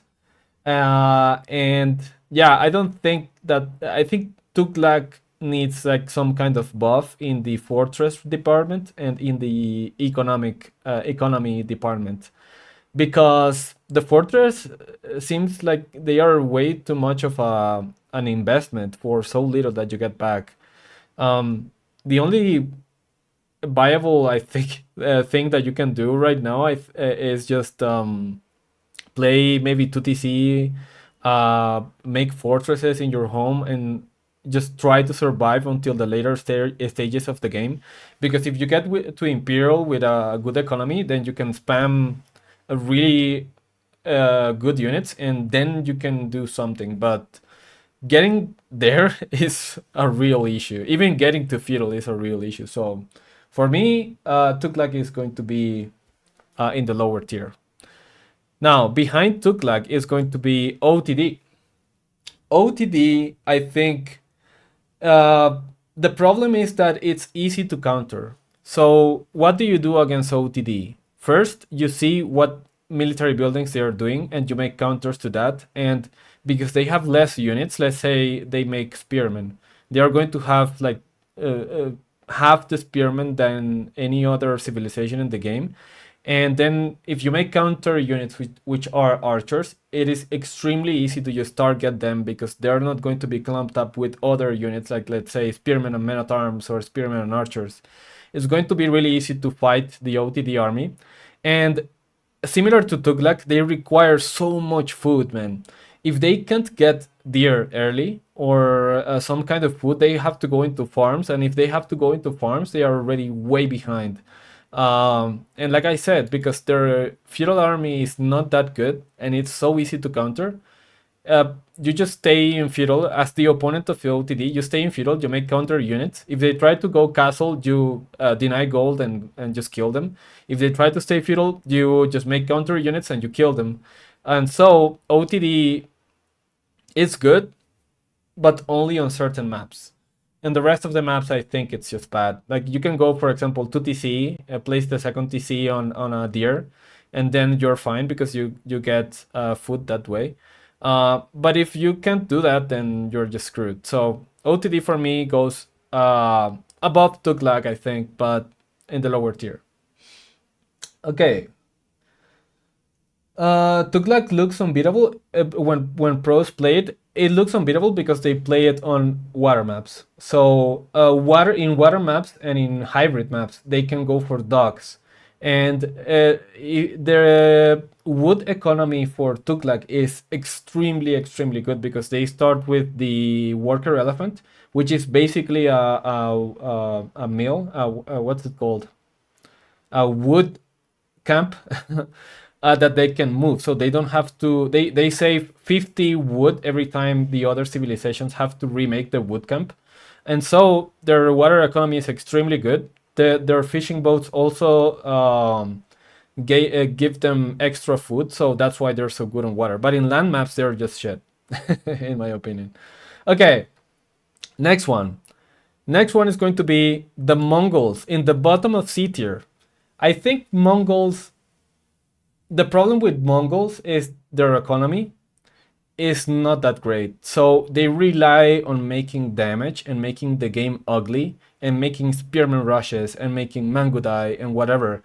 And if you know, the Mangudai right now is just dead, man. The Mangudai doesn't do absolutely anything. So what people used to do before is they made a few Mangudai. They gained map control that way with the Mangudai, the Can Hunter and the Can. And then they worked on their fast castle or on their economy, while still doing a lot of pressure to the opponent. But that is no longer an option. What people are doing right now is they're either going for Kashik plus archers in feudal, which is decent, but with the economy that Khan has, that the Mongols have, everybody else is just going to outmass you. And what I've seen people starting to do right now is going for trade. which is good if you have a good map for it. Let's say, for example, Rocky River. I don't know, um, or Golden Heights. No, not Golden Heights. What's it called? Well, it depends on the map. But if you can't have like a good trade post, you're just not going to be able to build up your traders. And even if you have a good map for it, like you still have to defend it, and you cannot build walls. So the economy with Mongols just feels really really bad. So yeah, that's why they are here at the bottom of C tier. They have really good matchups though. They have some good matchups. Let's say for example against Sengoku, I think they can do a lot of damage because they are a really good Dark Age civilization and they can do a lot of damage to Sengoku that way. So they're really good Dark Age civilization. That is something that they have going for themselves. But a lot of people already know how to play against that, and a lot of civilizations can also go Dark Age and defend themselves. So if you don't do anything on Dark Age or in Feudal early, then you're just screwed. Okay, let's go to the next one. HRE. Oh my god. How the strong have fallen. HRE used to be over here, man. I don't know what happened. I'm actually not sure. Their economy in paper should be good, but it doesn't feel that way. And I think it's because of many different things. The first thing is that they benefit a lot from professional scouts, and professional scouts right now it's not that good. So that is why their economy doesn't feel that great right now. Uh, the second thing I think why they're so bad right now, they're actually they have been used in tournaments, but their win rates have been abysmal, both in tournaments and in ladder. The second thing I think is why they're so bad is because of their units.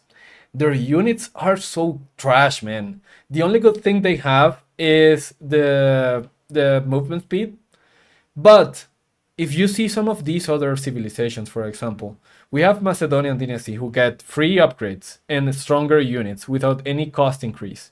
We have Ottomans which just have the best Sipahi, the best horsemen in the game. They have Janissaries, they have Mectors. They don't need to invest into that. They just have them.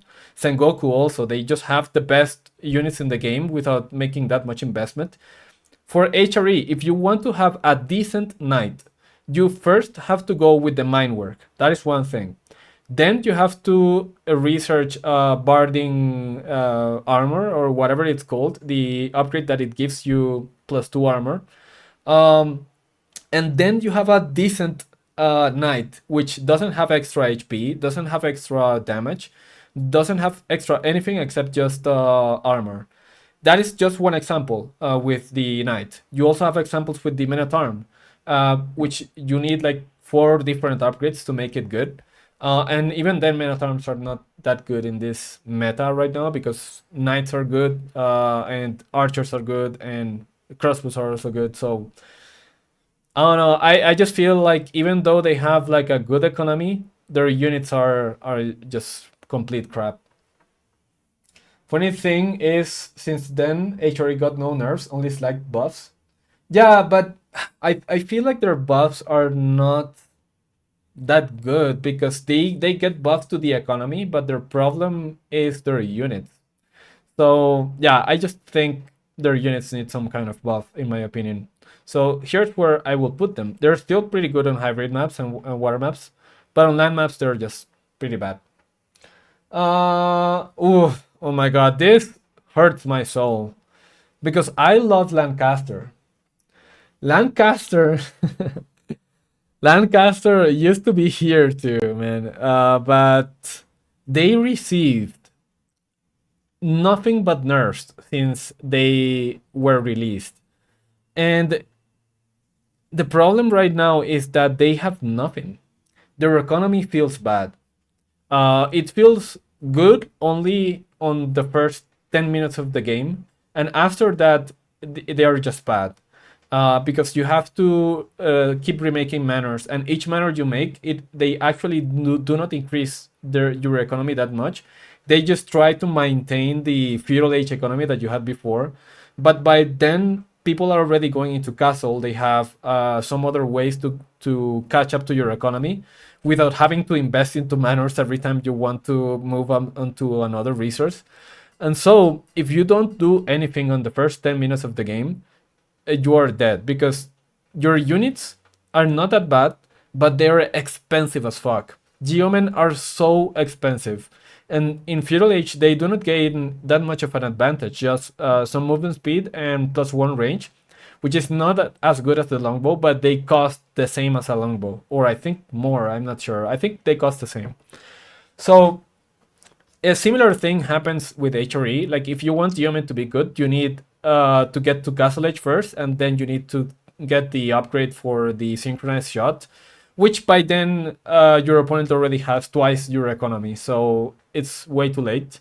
The knights also used to be some of the best knights in the game, but they got nerfed.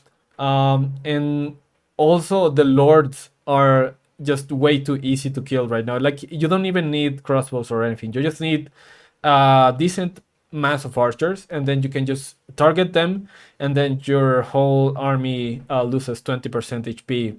So I feel like they are decent everywhere, but they're not good anywhere.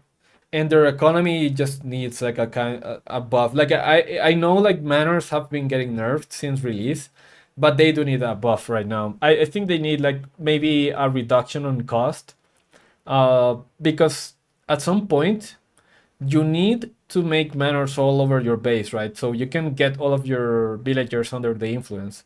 But if you have to invest 325 resources every time you do that, then man, it just feels really bad. So this is where I'm going to place Lancaster. I haven't won a Lancaster game in a really long time, at least not that I remember. So here's where I will put them. How the turntables? Yeah, man, they used to be the best in the business. But now talking about how the turntables, how the tables turn. Uh, let's look at Rus. Rus, I will put at the bottom of B tier. And the bottom of B tier is because I think Rus has so many counters right now, man. Like even here on the bottom of the tier list, like let's say who counters Rus? What counters Rus? Uh, Civilizations that have good archers and civilizations that have good knights. And we are in a knight meta right now, in a knight plus archer meta. So Rus has so many counters, man.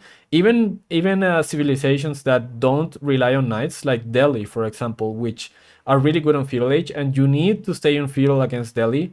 This is a really impossible matchup to win because Rus is extremely slow to set up their economy, and yeah, like Delhi is one of the best, and the same happens with some of these other civilizations like Ottoman. And Ayubids even. Ayubids is one of the worst matchups for Rus. So there's so many bad matchups for Rus. And the Pro Scouts nerfs just made it so the Rus economy doesn't feel that good anymore. Like you run out of food so fast. And the last thing that I think Rus is lacking right now is good units. Like the horse archer used to be so strong, and now it feels like you need 50 of them to make it strong. But the problem with horse archers right now is not only that they deal less damage, is that they're really bad at kiting heavy units, heavy armored units like knights. And so what happens is if you go pro scouts and then go into horse archers like we used to do before, people are just going to go fast castle behind you, spam a lot of knights, and when you only have like 10 or 10 or so horse archers, they send 10 knights into your base and you just die because you don't have any way to kill them, because the damage reduction for horse archers has been way too good, way too big of a blow for Rus. So I have been experimenting a little bit with Rus, trying to figure out how to play it. 2TC Kremlin feels all right, but you still have the problem of your units not being that good. So yeah, I feel like Rus needs a little bit of a buff on the unit department. I feel the economy doesn't feel that bad, but the units don't feel good right now. Let's say for example the knight also, not only the horse archer, but the knight. What does the Rus knight have in Castle Age? They have plus 25 HP, and they can get the water monk buff if you are good with micro and you get the water monk into the front of your line. But let's not count that. Let's just say they have plus 25 HP. What does some of these other is that good against some of these other new civilizations that we have, like Sengoku, French, even Sushi, because they have 20% HP attack speed. Camel Lancers just freaking destroy knights. Like you can still play them, but it's not a good trade. Mounted Samurai just destroy them with the shield and the plus 10 damage that they have. Macedonian Dynasty have Ridari. These guys, even Knights Templar, have the Templar Brother, which is extremely good. So far, really good. So yeah, Golden Horde also has extremely good heavy cavalry. So Rus, I feel like, is being left behind and it needs updates because they used to be one of the best cavalry civilizations in the game, and now it feels like they are like maybe numbers 6, 7, or 8 out of all of the civilizations that we have right now. So yeah, I feel Rus. This is a good place for Rus. Bottom of B tier. Let's say what's next. This might surprise. This might be a little bit controversial, but I'm going to put English above Rus. Now, English versus Rus, that matchup itself is not good for English, but I feel English against some of these other civilizations is really good. So that's why I'm putting it here. So I think 2TC is starting to make a comeback, and English is one of the best 2TC civilizations in the game because you get a free knight on the field age. You get amazing defensive bonuses. You get amazing farming bonuses. Also, I think the ranked map pool that we have right now is really good for 2TC. So I feel like I am not getting bad results with English. Also, English is really good against some of these other some of the top civilizations. Like if you go 2TC against Macedonian Dynasty, that is really good for you because you can build up your economy. You can then build crossbows to counter the Ridari, and if they don't kill you on Castle Age, they will lose in Imperial. And English is one of the best Imperial Age civilizations in the game. I recently played somewhere around 15 straight games of English in the rank ladder, and they don't feel that bad, to be honest. Like if you can get to Castle Age with 2TC White Tower and don't get enough damage done to you by then you are really good, in a really good spot. So I think English is starting to see a rise because of 2TC. And yeah, here's where I'm going to put English. Mongols buff, please. Yeah. Yeah, that's really good. So let's keep talking about English just one bit. So I think why it is here and not higher is because we're still on a fast castle meta, and fast castle is really good against English. If you go fast castle, let's say with Sengoku, you grab all the relics, you grab all the sacred sites, you are going to have much better economy than English for like 20 minutes. Like English needs like 20 minutes at 2TC to finally catch up with the economy of a Sengoku player at fast castle with 1TC. And even then, I think it might not be better. But the same can be said for Rus, for China, for let's say Byzantines. And then what they do is just make trebuchets, start attacking your white tower, make some towers there so you cannot push into them, and then it's really hard to survive that. So the reason why English cannot be higher is because we are in a fast castle meta, and fast castle meta is extremely good against English. Okay, let's go for the next one. Abbasid. Same reason.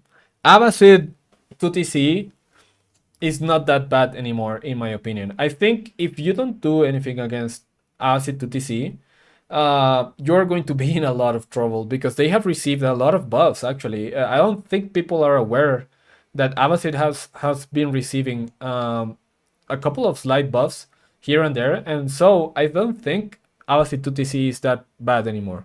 Also, Abbasid is extremely dynamic, and it is they have more than one strategy. Like, let's say for example English, most games you want to go to TC, but with Abbasid you can play one TC, being aggressive with it and being really really good. Like Abbasid has some really good bonuses for staying on one TC and just being really aggressive. They have Camel Archers on Feudal Age, so they can deal with knights and with men at arms.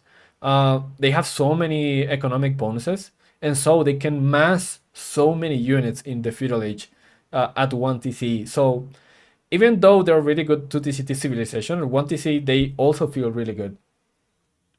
Um, what else? Melee Wing, Military Wing, I feel it's starting to gain popularity once again, and it delays a lot of the civilizations that are on top right now. Like let's say for example French and Sengoku, that and also Japanese military wing is really good against those because they can pressure your gold. If you get tower rushed, let's say for example versus some of the Dark Age civilizations, you can go melee wing and build a ram and be done with that. So yeah, I think Abbasid is not that bad right now. Let's go with the next one. Um, John Dark. I'm going to put John Dark here, which I am not sure about John Dark because I have not played her that much. But they are really good because they have access to Feudal Age Knights. And similar to why French is good right now, Feudal Age Knights are, or just Royal Knights in general, are so fucking good, man. Like, if you make one mistake against Feudal Age Knights and you get raided and you could lose like 5 villagers, let's say, then it might be over. Like if you don't do something after losing that many villagers, and losing that many villagers against French and JD is really easy, um, then the game might be over right then and there. The problem with JD is that managing JD herself is really hard, at least in my experience. So, also, as opposed to French, her economy is really bad. So, if you don't do damage early, you are going to suffer later because the economy for JD is not good. If you lose villagers as JD, you don't have the luxury of reproducing them faster like French does. So if the opponent rates you in turn and you don't make any damage as JD, then you're just fucked because your economy is going to be really, really bad.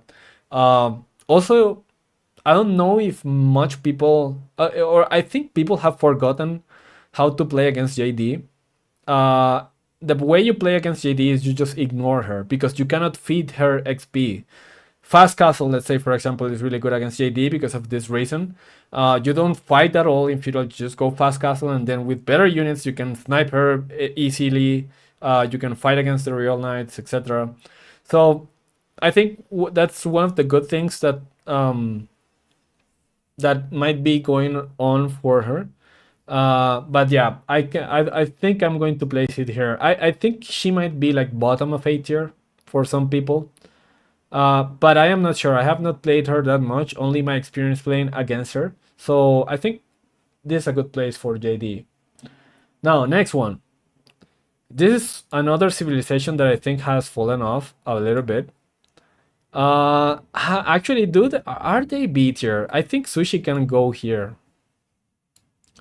I am not sure.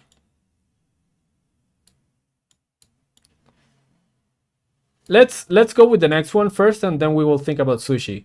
Let's go with Knights Templar. I think Knights Templar can go on the top of B tier. Knights Templar has been gaining some popularity, um, especially with 2TC. And the good thing is that I think Knights Templar might be the best 2TC civilization right now.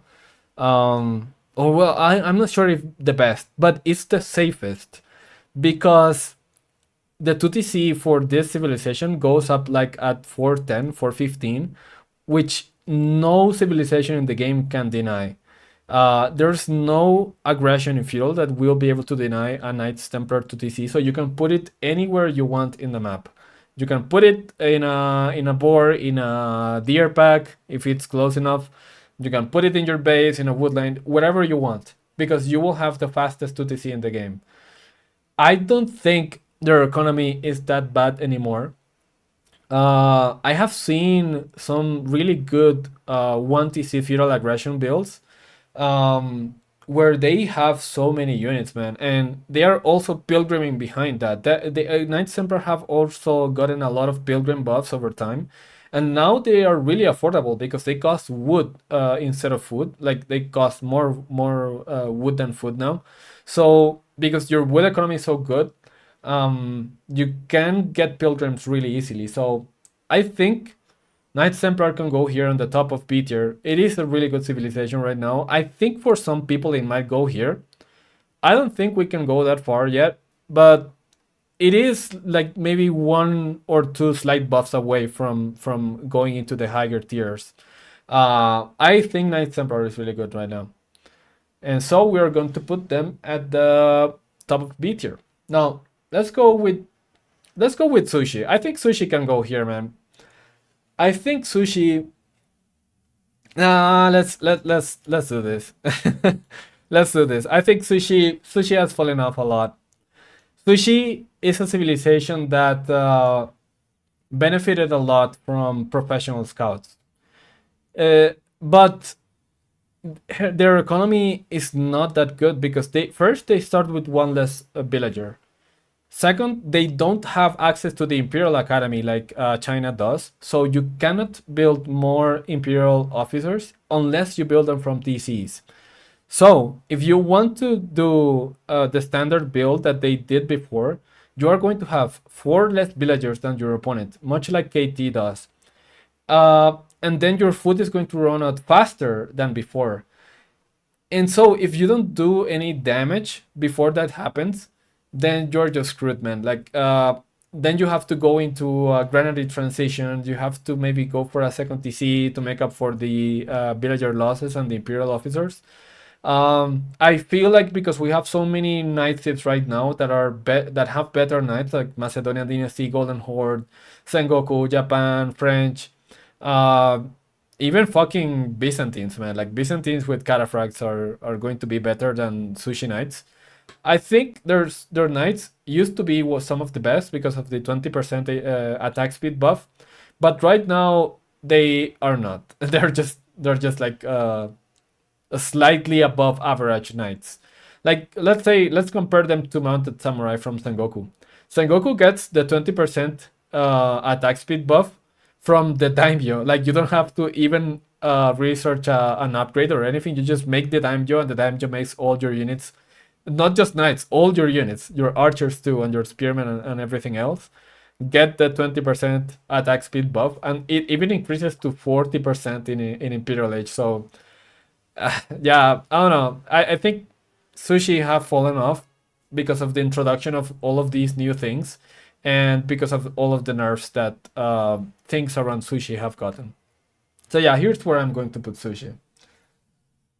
Um, Sugenu eat archers? I don't think so. I think I think actually not having access to archers is also a disadvantage because Sugenu don't deal damage to extra damage to spearmen. I think they also have less movement speed and less range, and so they have a similar issue to what longbows have in Feudal Age, which is they're extremely immobile, and we are in a knight meta.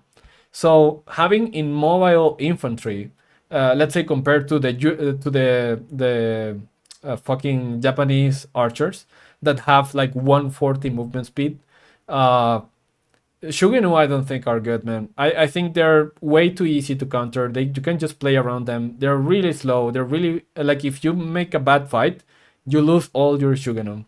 So and they also cost gold. I think. Do they cost gold? I think they do. So I think not having access to archers is also a disadvantage. It is not an advantage.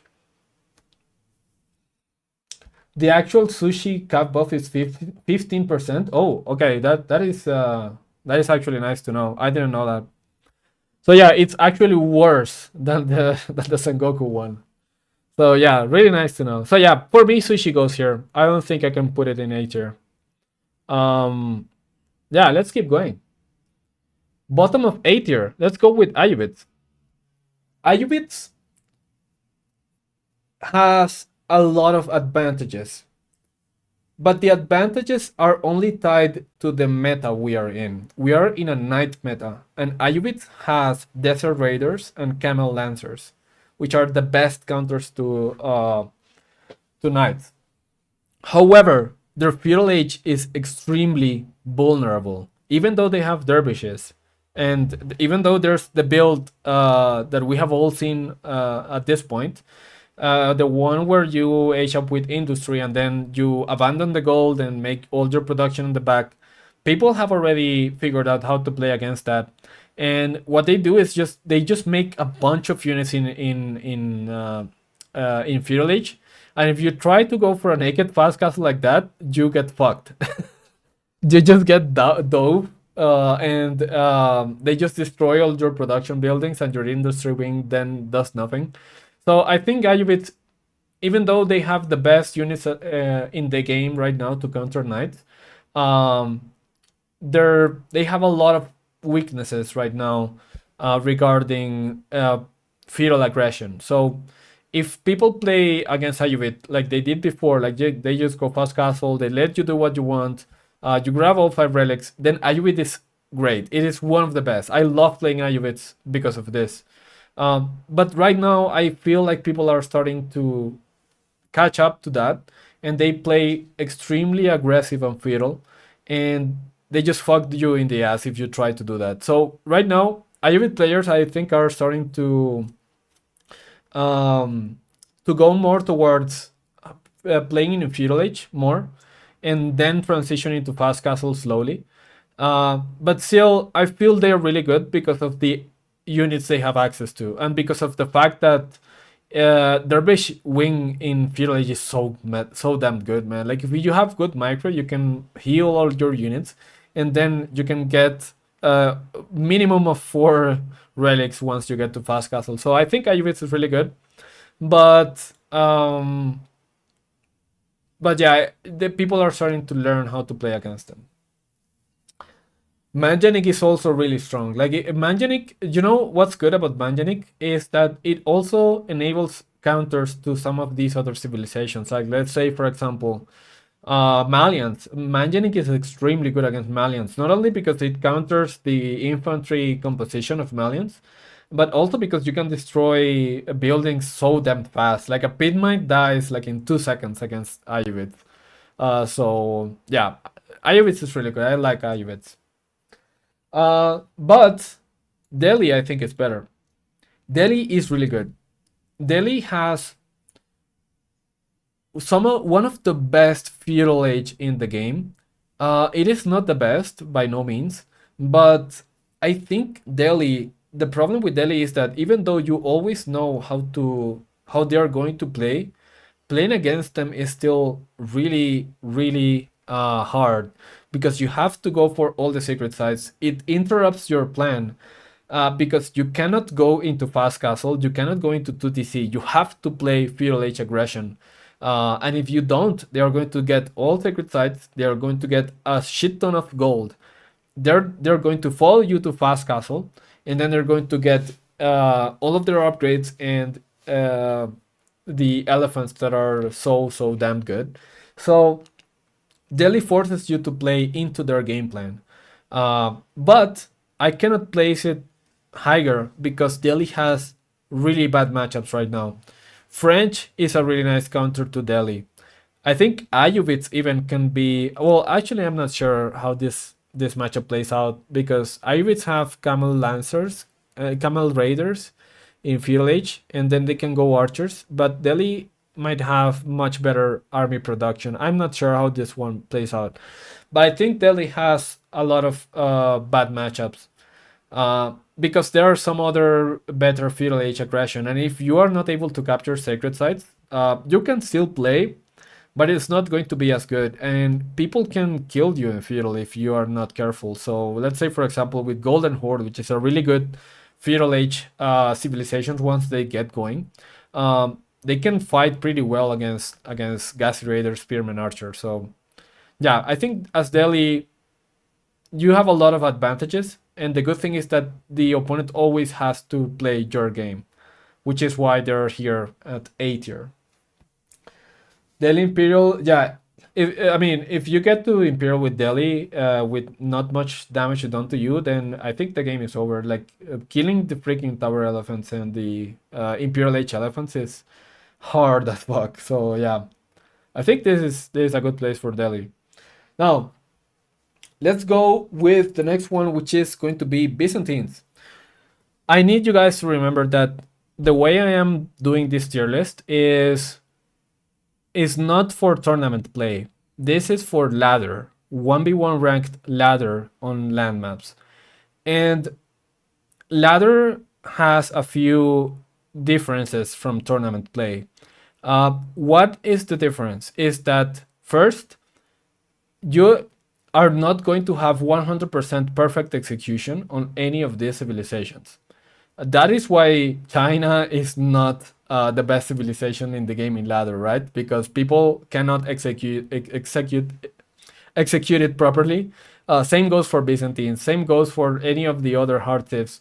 So playing defensive as Byzantines, I find it really, really hard to do. And with so many good feudal age aggression civilizations right now in the game, and also fast castle, like they can do like a slight harassment in feudal and then go into fast castle. That is some really good counters to Byzantines. However, if you are allowed to get 5 cisterns, if you protect them well, if you are allowed to later go into Castle Age and spam longbows plus cataphracts, you are invincible. This civilization has so much economy, so many free units, so many upgrades, freaking towers with mangonels.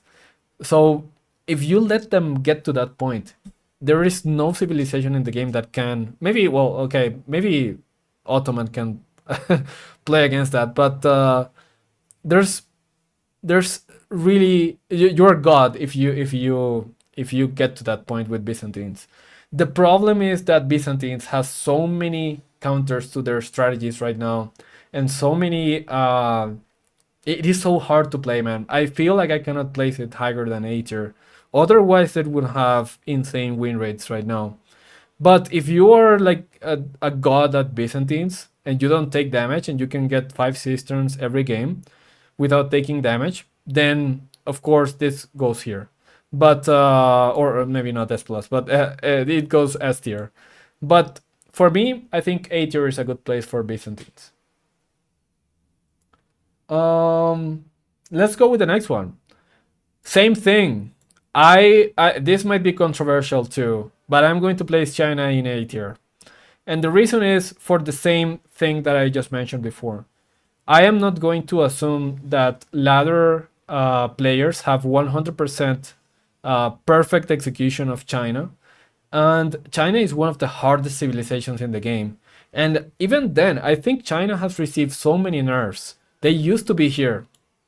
They used to be here. But with the nerfs to professional scouts, their economy feels like you're god for the first 10 to 15 minutes of the game. I think 15 minutes is a good. Yeah, 15 minutes. Let's say 15 minutes.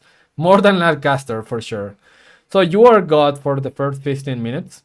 But after that, you have to do a granary transition. You have to get Barbican, which is also an investment to get the granaries. Then you have to get all of the farms, which are not discounted like some of these other civilizations. Um, and in that time, you are extremely vulnerable. So if you don't make damage or if you don't get 100% map control, before you have to go into a granary transition, you can die pretty easily, and that is what happens to most players. I think every time I play against China, I always think about this. Like At some point they're going to run out of food, and at that point I am going to run into their base and kill everything, and that is what always happens. But they are still one of the best civilizations in the game, so I cannot place them lower than A tier. I think A tier is fine for them. um, they have the freaking Imperial Academy is so strong, man. uh, and also the thing that gives you vision on their villagers in Castle Age, that thing is so underrated. Like they cannot escape. You have map hacks in game with China with that landmark. So I think China is still really good, but I cannot place it in S tier because they have a really good counter to their meta strategy, which everyone is going for, is pro scouts. And they are one of the hardest civilizations in the game. So also something else that I just thought about is that they have their economy is their only good thing. By the way, one of the only good things, because their units have absolutely no advantages unless you get into Imperial Age. But up until Castle Age, you just have regular knights, regular spearmen, regular archers, regular horsemen. You don't have any advantages on your military, so you have to do damage with the civilization. If you don't, you're screwed. So this is where I will put them. Often they have map even without the landmark. Yeah, that's true. That is actually true. Well, actually, they have Nest of Peace. That is true. Nest of Peace is good, but like I said, they are not the easiest to micro. And even at my level, like in Conqueror 2, 3, even at my level, people don't know how to micro all of those units effectively, and they just end up losing stuff for free. So I think China, in my book, goes here because of the difficulty it has. The best A tier civilization, in my opinion, is Malians. Malians feels so strong, and the only reason why they are not S tier is because they have so many counters right now. So many counters, man. Like they either have really good matchups or they have really bad matchups. And any civilization that can pressure your pit mines on the feudal age can do a lot of damage. Like for example, Knights Templar I think is a really good counter to Malians because all of the pressure they can deal in Dark Age and in feudal age, even Mongols, even Lancaster, which are some of the worst civilizations in the game right now, even HRE too. Uh, they can deal a lot of damage to Malians. The problem is that if you let Malians get their cow boom, their two pit mines, and go into fast castle, and you didn't deal damage to them by then, you are dead. You are fucking dead, man. Even Abbasid 3TC, I don't think can compete against Malians cow boom. I'm saying that because I have actually played that matchup before. I played it pretty recently. The guy went 3TC against my just 1TC Cowboom, and yeah, I ended up winning that game as well. So I do think Malians is one of the best civilizations in the game. They have really good units, really the best economy in the game. But they have a lot of counters. And something else is that they are map spawn dependent. You are not going to have a same game if you get two front goals that if you get two back goals. So for ranked ladder, this is extremely important because it means if you play 100 games of Malians, maybe 50 of those games are going to be bad map spawns, and you are going to be at a disadvantage. So if those things weren't in the game, I would for sure place Malian here or here. But because all of those reasons, I will place Malians at the top of A tier. Also, it is one of the hardest civilizations to play. Like you have to play so defensive. You have to know how to counter the enemy units because you are a counter civilization. So you have to be really mindful of your counters and what units to make. So that is also another level of difficulty to this civilization. And yeah, I think those are really really nice reasons for why we have a Malian at the top of A tier instead of S tier. Okay, let's move on. I think the first S tier civilization. Wait, did I miss? Wait, yeah, I missed one. Golden Horde. It goes here. I missed one. Golden Horde goes behind China and Malians. I don't think Golden Horde is better, but the good thing about Golden Horde is that people have already learned how to prepare themselves to the Dark Age civilization. Also, they got Mongol and Golden Horde got an Uwu buff, HP buff. So now the Spearman Rush into Golden Horde and Mongol is not that good because you will be able to click your Feudal Age and still have enough time to build a tower and defend the Uwu or just repair it. So I think Golden Horde players have gotten really good lately.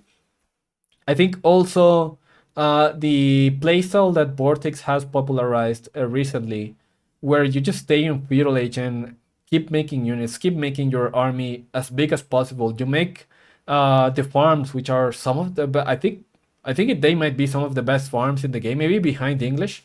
But they're so good. The Golden Horde farms, and you just have so many units in the Feudal Age. Once you get your economy set up, that you can, even if the opponent goes for fast castle, you can just overrun their gold, kick them out of the gold, kick them of their food sources. Even if they go for Castle Age Knights, you still have really good units to counter that. A lot of Keshiks, a lot of what's they're called, Torguts, Spearmen. You have Karash that give you armor, so you can dive more easily. They have so many tools, man. The only bad thing about Golden Horde is that they're really slow. They're really slow, and so they're prone to take damage before they can get to that point.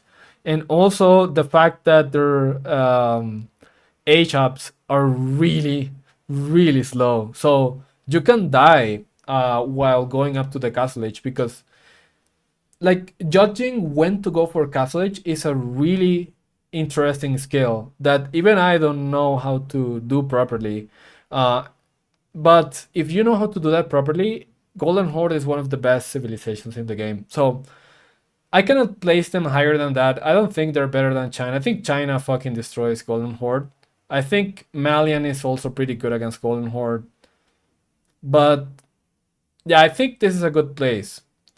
I'm not sure. Maybe they can go here. I think they. I'm not sure where to put Golden Horde. Where if behind Byzantines or this. I think they're pretty much equal in my opinion. If they, I think Byzantines is really good against Golden Horde, by the way. But I think in general, as a civilization as a whole, I think Golden Horde might be here. But they're really close. They're really close. But I think you can place them anywhere here. But yeah, I think that's where I will put them. 2TC can overwhelm Malians? No, 2TC gets destroyed with Malians, man. The only civilization that can go 2TC against Malian is Byzantines and maybe Ottomans and maybe Abbasid. But the rest of the civilizations are going to get destroyed if you go 2TC against Malians, because 1TC Malians is better than any other 2TC. Okay, now we can go to the S tier. Bottom of S tier is going to be Japanese, in my opinion. Japanese is a strange one because I feel they are the easiest civilization in the game. Not the easiest, but they are extremely easy to play. You don't have to worry about mills because just your houses are mills. So that is actually economic buff because you don't have to build mills. You just save 50 wood every time you were going to build a mill. You don't have to build blacksmiths. That also means that you save 150 wood when going into the Feudal Age. What else? Their economy is just so easy. The Kure storehouse, it gives you free farms, so you can start getting into farms really early. That means your berries and your sheep are going to run out slower. It means that you don't have to go out on the map until really late, and even then your food is going to run really slowly, and your farms are also better because they get buffed by the TC. So the food economy for Japanese is extremely, extremely good. For some reason, they don't have the best they have really mediocre win rate in ladder, which I am not sure why. I think the reason why is because they are really predictable. You know, Japanese is going to go for the arcade spearman rush. They always do. It is the best spearman rush in the game because of the barracks, or maybe not the best, but it's one of the best. Um, you always know they want to go for fast castle, so they're really really predictable. So the game plan against Japan is always the same. You either go to fast castle yourself and try to compete with the mounted samurai that way, or you make a big ass feudal age army and deny their gold, deny the monks that go out to the relics to get them, and just make spearmen and kill the mounted samurai. You can kill mounted samurai with feudal age spearmen if you have enough of them. So I think that's something that most people don't realize. Like if you stay in feudal age against Japan and try to deny their resources, you can do pretty good damage. But still, they're S tier because they just have so many bonuses. They can go into fast castle every game. It doesn't matter against which civilization. Then it's a matter of how well the other civilization denies your gold and your resources once you get to fast castle. But you will not get denied of a fast castle as Japan. And once you get there, you have so many resources in your base that you can stay there for very long times. Mounted samurai are also fucking insane. They have 30 melee damage once they get the Matterman and the 2 or 3 melee upgrades, or 30 or 31, something like that. I don't remember correctly, or maybe just 30. And they also have access to the Yumi. The Yumi Ashigari is the best archer in the game, in my opinion. Also available for Sengoku, because right now the game is knight based, fast castle based, and mobility based, and that is basically all of the things that Japan has: mobility with their archers, with their mounted samurai, and the best fast castle, or the safest fast castle in the game. So I think Japan can go in the bottom and fast tier, just in the bottom because of how predictable it is and how people already know how to play against them. Uh, I think I'm going to change my mind. I think Macedonian Dynasty is going to go in the bottom of S tier instead. I don't think Macedonian Dynasty is better than Japan, but I will still say that they are one of the best civilizations in the game. They have access to the Ridari, one of the best knights in the game. It is also faster for some reason. I don't know why it is faster than the standard knight, but it is faster. It has like 32 damage when it gets fully upgraded. And the Golden Horn Tower is the freaking best landmark in the game. You get immunity to raids in the area where you put it in. So if you put it in a really good area, you are immune to raids. That thing fucking destroys armored units, and it destroys everything. And it also gives you somewhere around 200 resources per minute in crossbows. So you get just free crossbows for some reason, and you get free blacksmith upgrades, and you can get up to Imperial Age upgrades in Castle Age. So if you just stay Castle Age with this civilization, you get let's say 20% HP on your knights, a lot of damage. Then you get +4 range damage on your archers and crossbows. You get also +20% HP and +4 armor on crossbows if you get to that point. So Macedonian Dynasty, even though they don't have economic bonuses, they have so many other bonuses. Like they have free units on the crossbows. They also have 20% discount on all of their units. Why? Because of the Varangian War Camp, which is it 20% or something like 16%, 17% discount on all of your units because of the Varangian War Camp, which reproduces units when you lose them. And it is just so easy to play. Like I'm going to mention this again.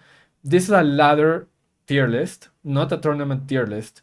So I value the ease of play really highly. This is why some of the best civilizations, that is actually something worth of discussing, because the easier civilizations should be the weakest, right? But Japan is easy.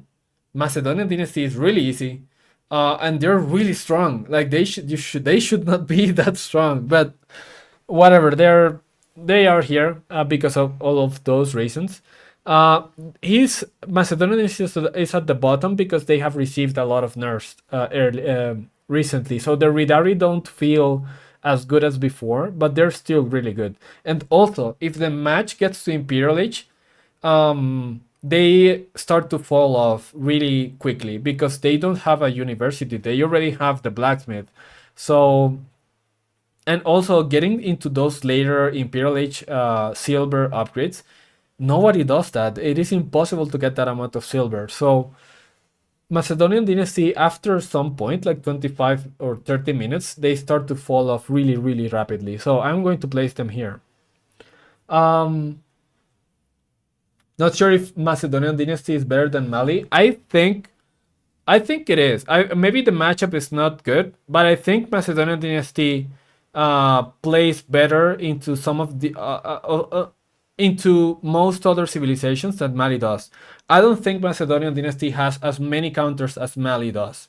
So even though Mali may be like in general a better civilization, Mali has way too many counters, man. So I don't think they're better in ladder than Macedonian dynasty.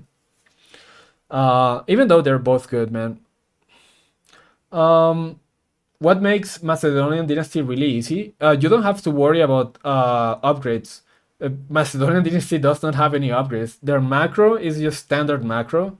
You don't have to worry about, let's say, imperial officers like China, about chaos like Malians, about freaking, I don't know, resources and farms like Golden Horde, about cisterns like Byzantines.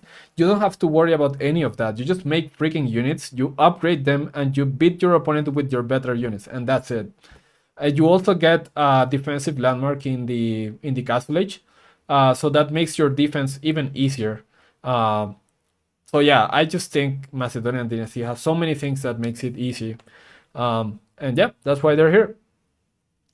The next one.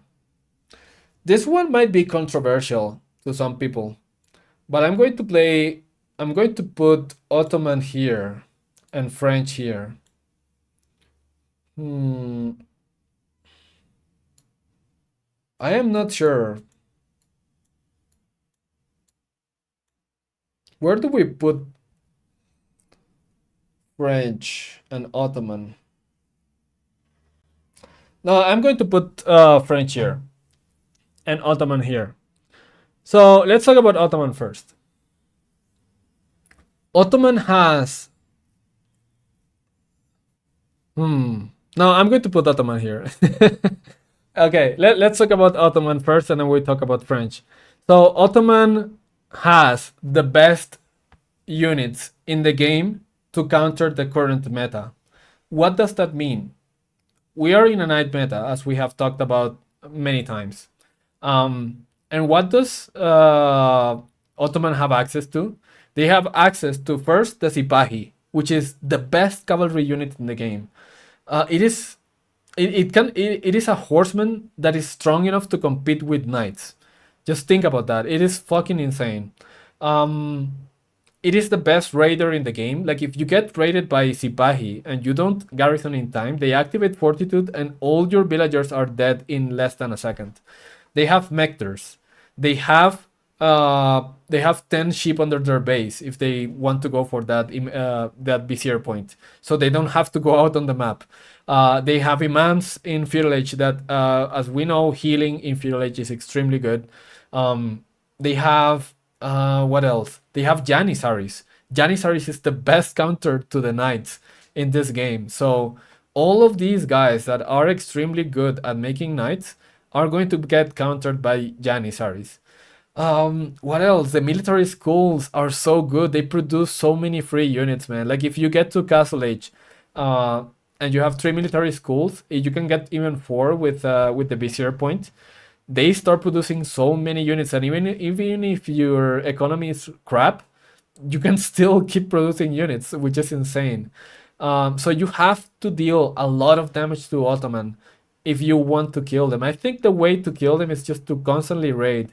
And maybe make a timing once they get to fast castle and before they can get so many good units. Uh, they also get free siege. Like, dude, they get so many things.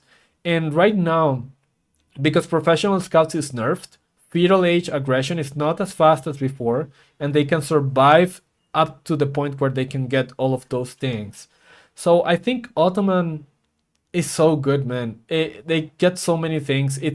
Mm, maybe it's not as easy to play as these other three civilizations, but it is not hard either. And yeah, I just feel Ottomans is so good. Now let's talk about French. French is the easiest civilization in the game. I 100% stand by that. It is the easiest one. There's no discussion. Even easier than English. Why is it easier than English? Because you always go for the exact same plan. You go into feudal age, you make knights, you get absolute map control of the feudal age knights that you have, and you can go into the deer, you can go into the boar, you can go into all of the resources of the map. All you need to do is maybe place a few towers here and there to defend yourself from raids, and you are going to have absolute map control. Your economy is not that bad. You always are going to be making more villagers than your opponent. So if you lose some villagers, let's say, it is not that bad because you can make them faster. If they lose villagers, they are going to get further and further away from you, even at 1TC. And you don't really have to do that much damage these days. Like, you don't have to raid at 5 minutes. You just have to have a really big mass of knights, go around your opponent's base, deny them of resources. You don't have to even kill villagers. Just stick to your knights, denying resources. Behind that, you get all of the resources on the map. You can go into fast castle whenever you want because your opponent will not know when you stop making knights or archers or whatever. And it is the easiest civilization in the game. You don't have to worry about your villagers. You don't have to worry about anything. You can just focus on microing your knights and your army as well as you can, and that will make your army trades much, much better than most of these other civilizations. The bad thing about French is that it does have a lot of counters, and Dark Age rushes can be really, really annoying.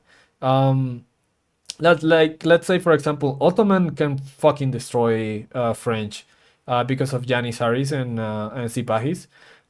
Mounted Samurai can compete really well against these guys, and also they get the crossbows on horses, which are really good against knights.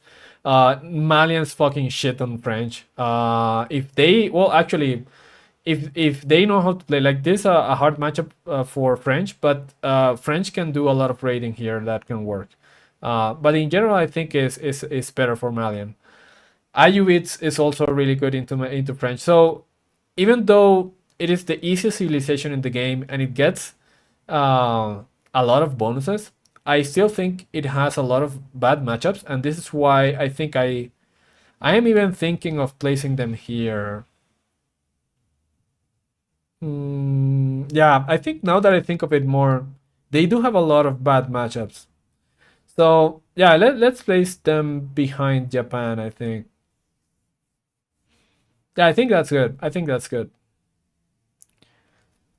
Now, the moment you have been waiting for, which I think everybody already knew about this, is that Sengoku is the best civilization in the game, in my opinion. I think nothing is close to Sengoku, man. Like they get everything. They get the best Dark Age economy in the game, the best Feudal Age economy in the game. Maybe not the best Castle Age economy in the game, but at 1TC they can make so many units and so much stuff and get so much gold. And even if you prevent the gold, like if you tower rush the gold, let's say for example, you can go to the stone and you can sell the stone because the stone sells at a higher rate than all of the other resources. So you actually start with 2 goals at your base. So even Dark Age rushes and Feudal Age rushes, I don't think they work that well against Sengoku. The only thing that I think works well against Sengoku is really fast Feudal Age aggression and denying the yatais, the merchants on the boards and on the deers. And even if you deny that, let's say, okay, I have a yatai on a deer pack, I just pull it back, it's still giving you resources. It's still giving you 20 resources per minute. Even though it's not as good as having them outside, you can still just send them back and they're still giving you resources. You can have, I think, four of them in village, which is insane.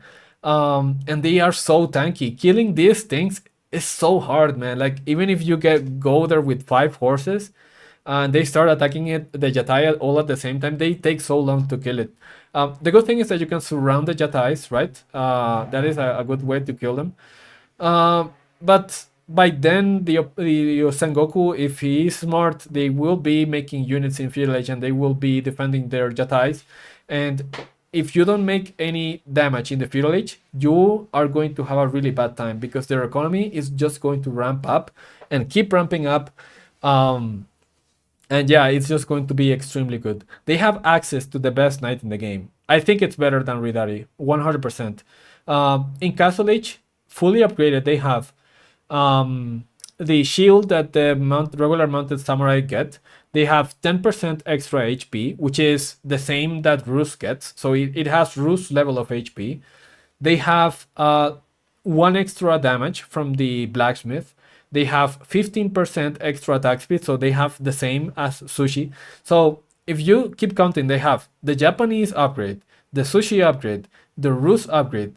What else? They are faster too. They have, I think, 180 movement speed, something like that, when you get the upgrade from the Damjo state. So they are the fastest knight in the game also. They're really good at raiding, and they also heal if you go for the Ryokan. If you go for the Shinobis, they also deal more damage because of the Shinobi grenade debuff. So either landmark is good, and they will provide even more bonuses to the mounted samurai. They're just fucking insane, man. They have everything. They don't have any weaknesses. I don't think. I think some of the best ways to play against Sengoku is just Dark Age, some kind of Dark Age shenanigan into full Feudal Age aggression, and try to just fucking kill them in Feudal or something. I'm not sure.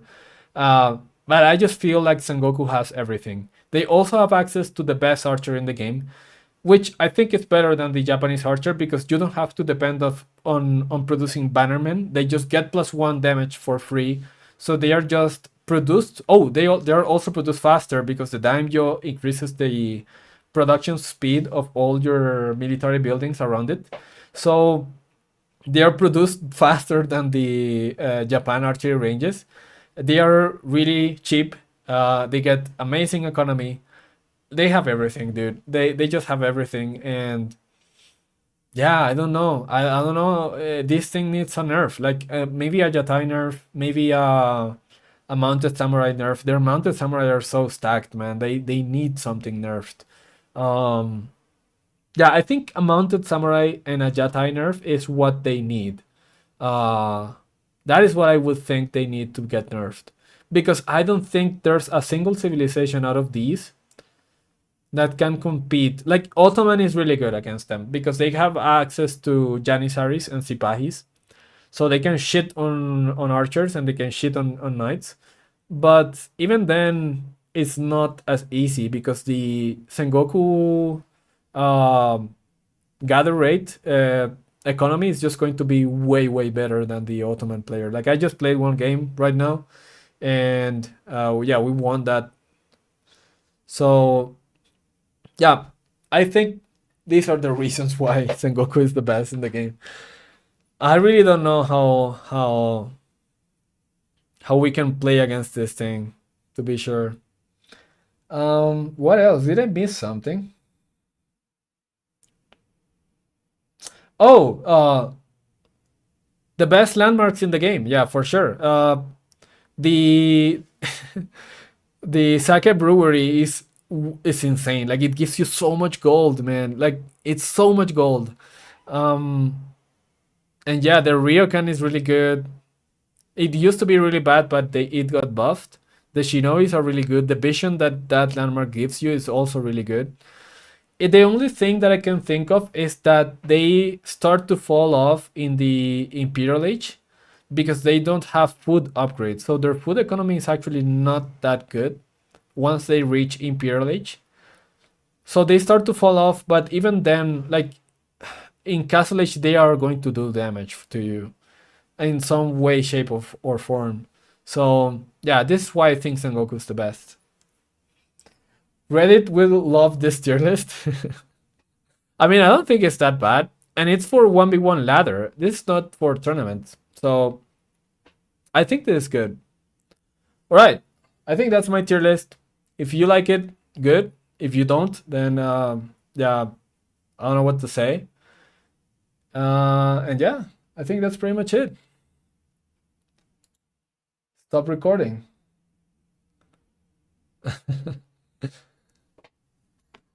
Okay, what do you guys think? Is this good?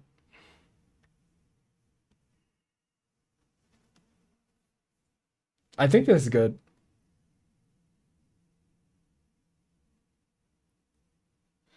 I think it's reasonable, yeah. All right. Win list.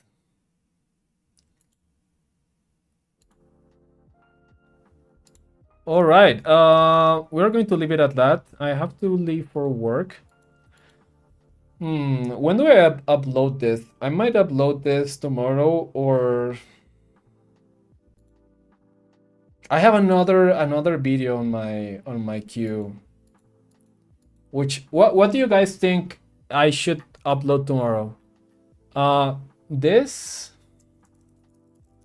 or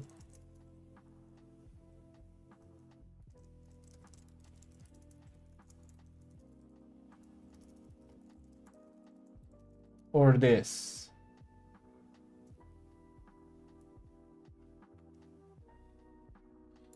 This tier list was promised 3,000 years ago. Yeah, that's actually true. That is actually true.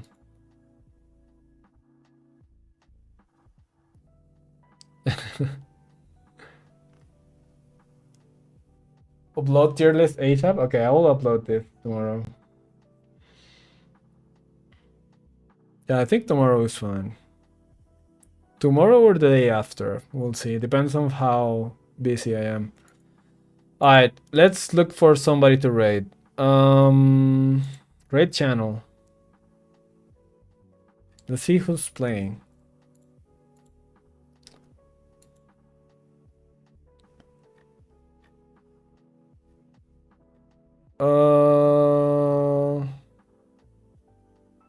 Let's raid Vortex.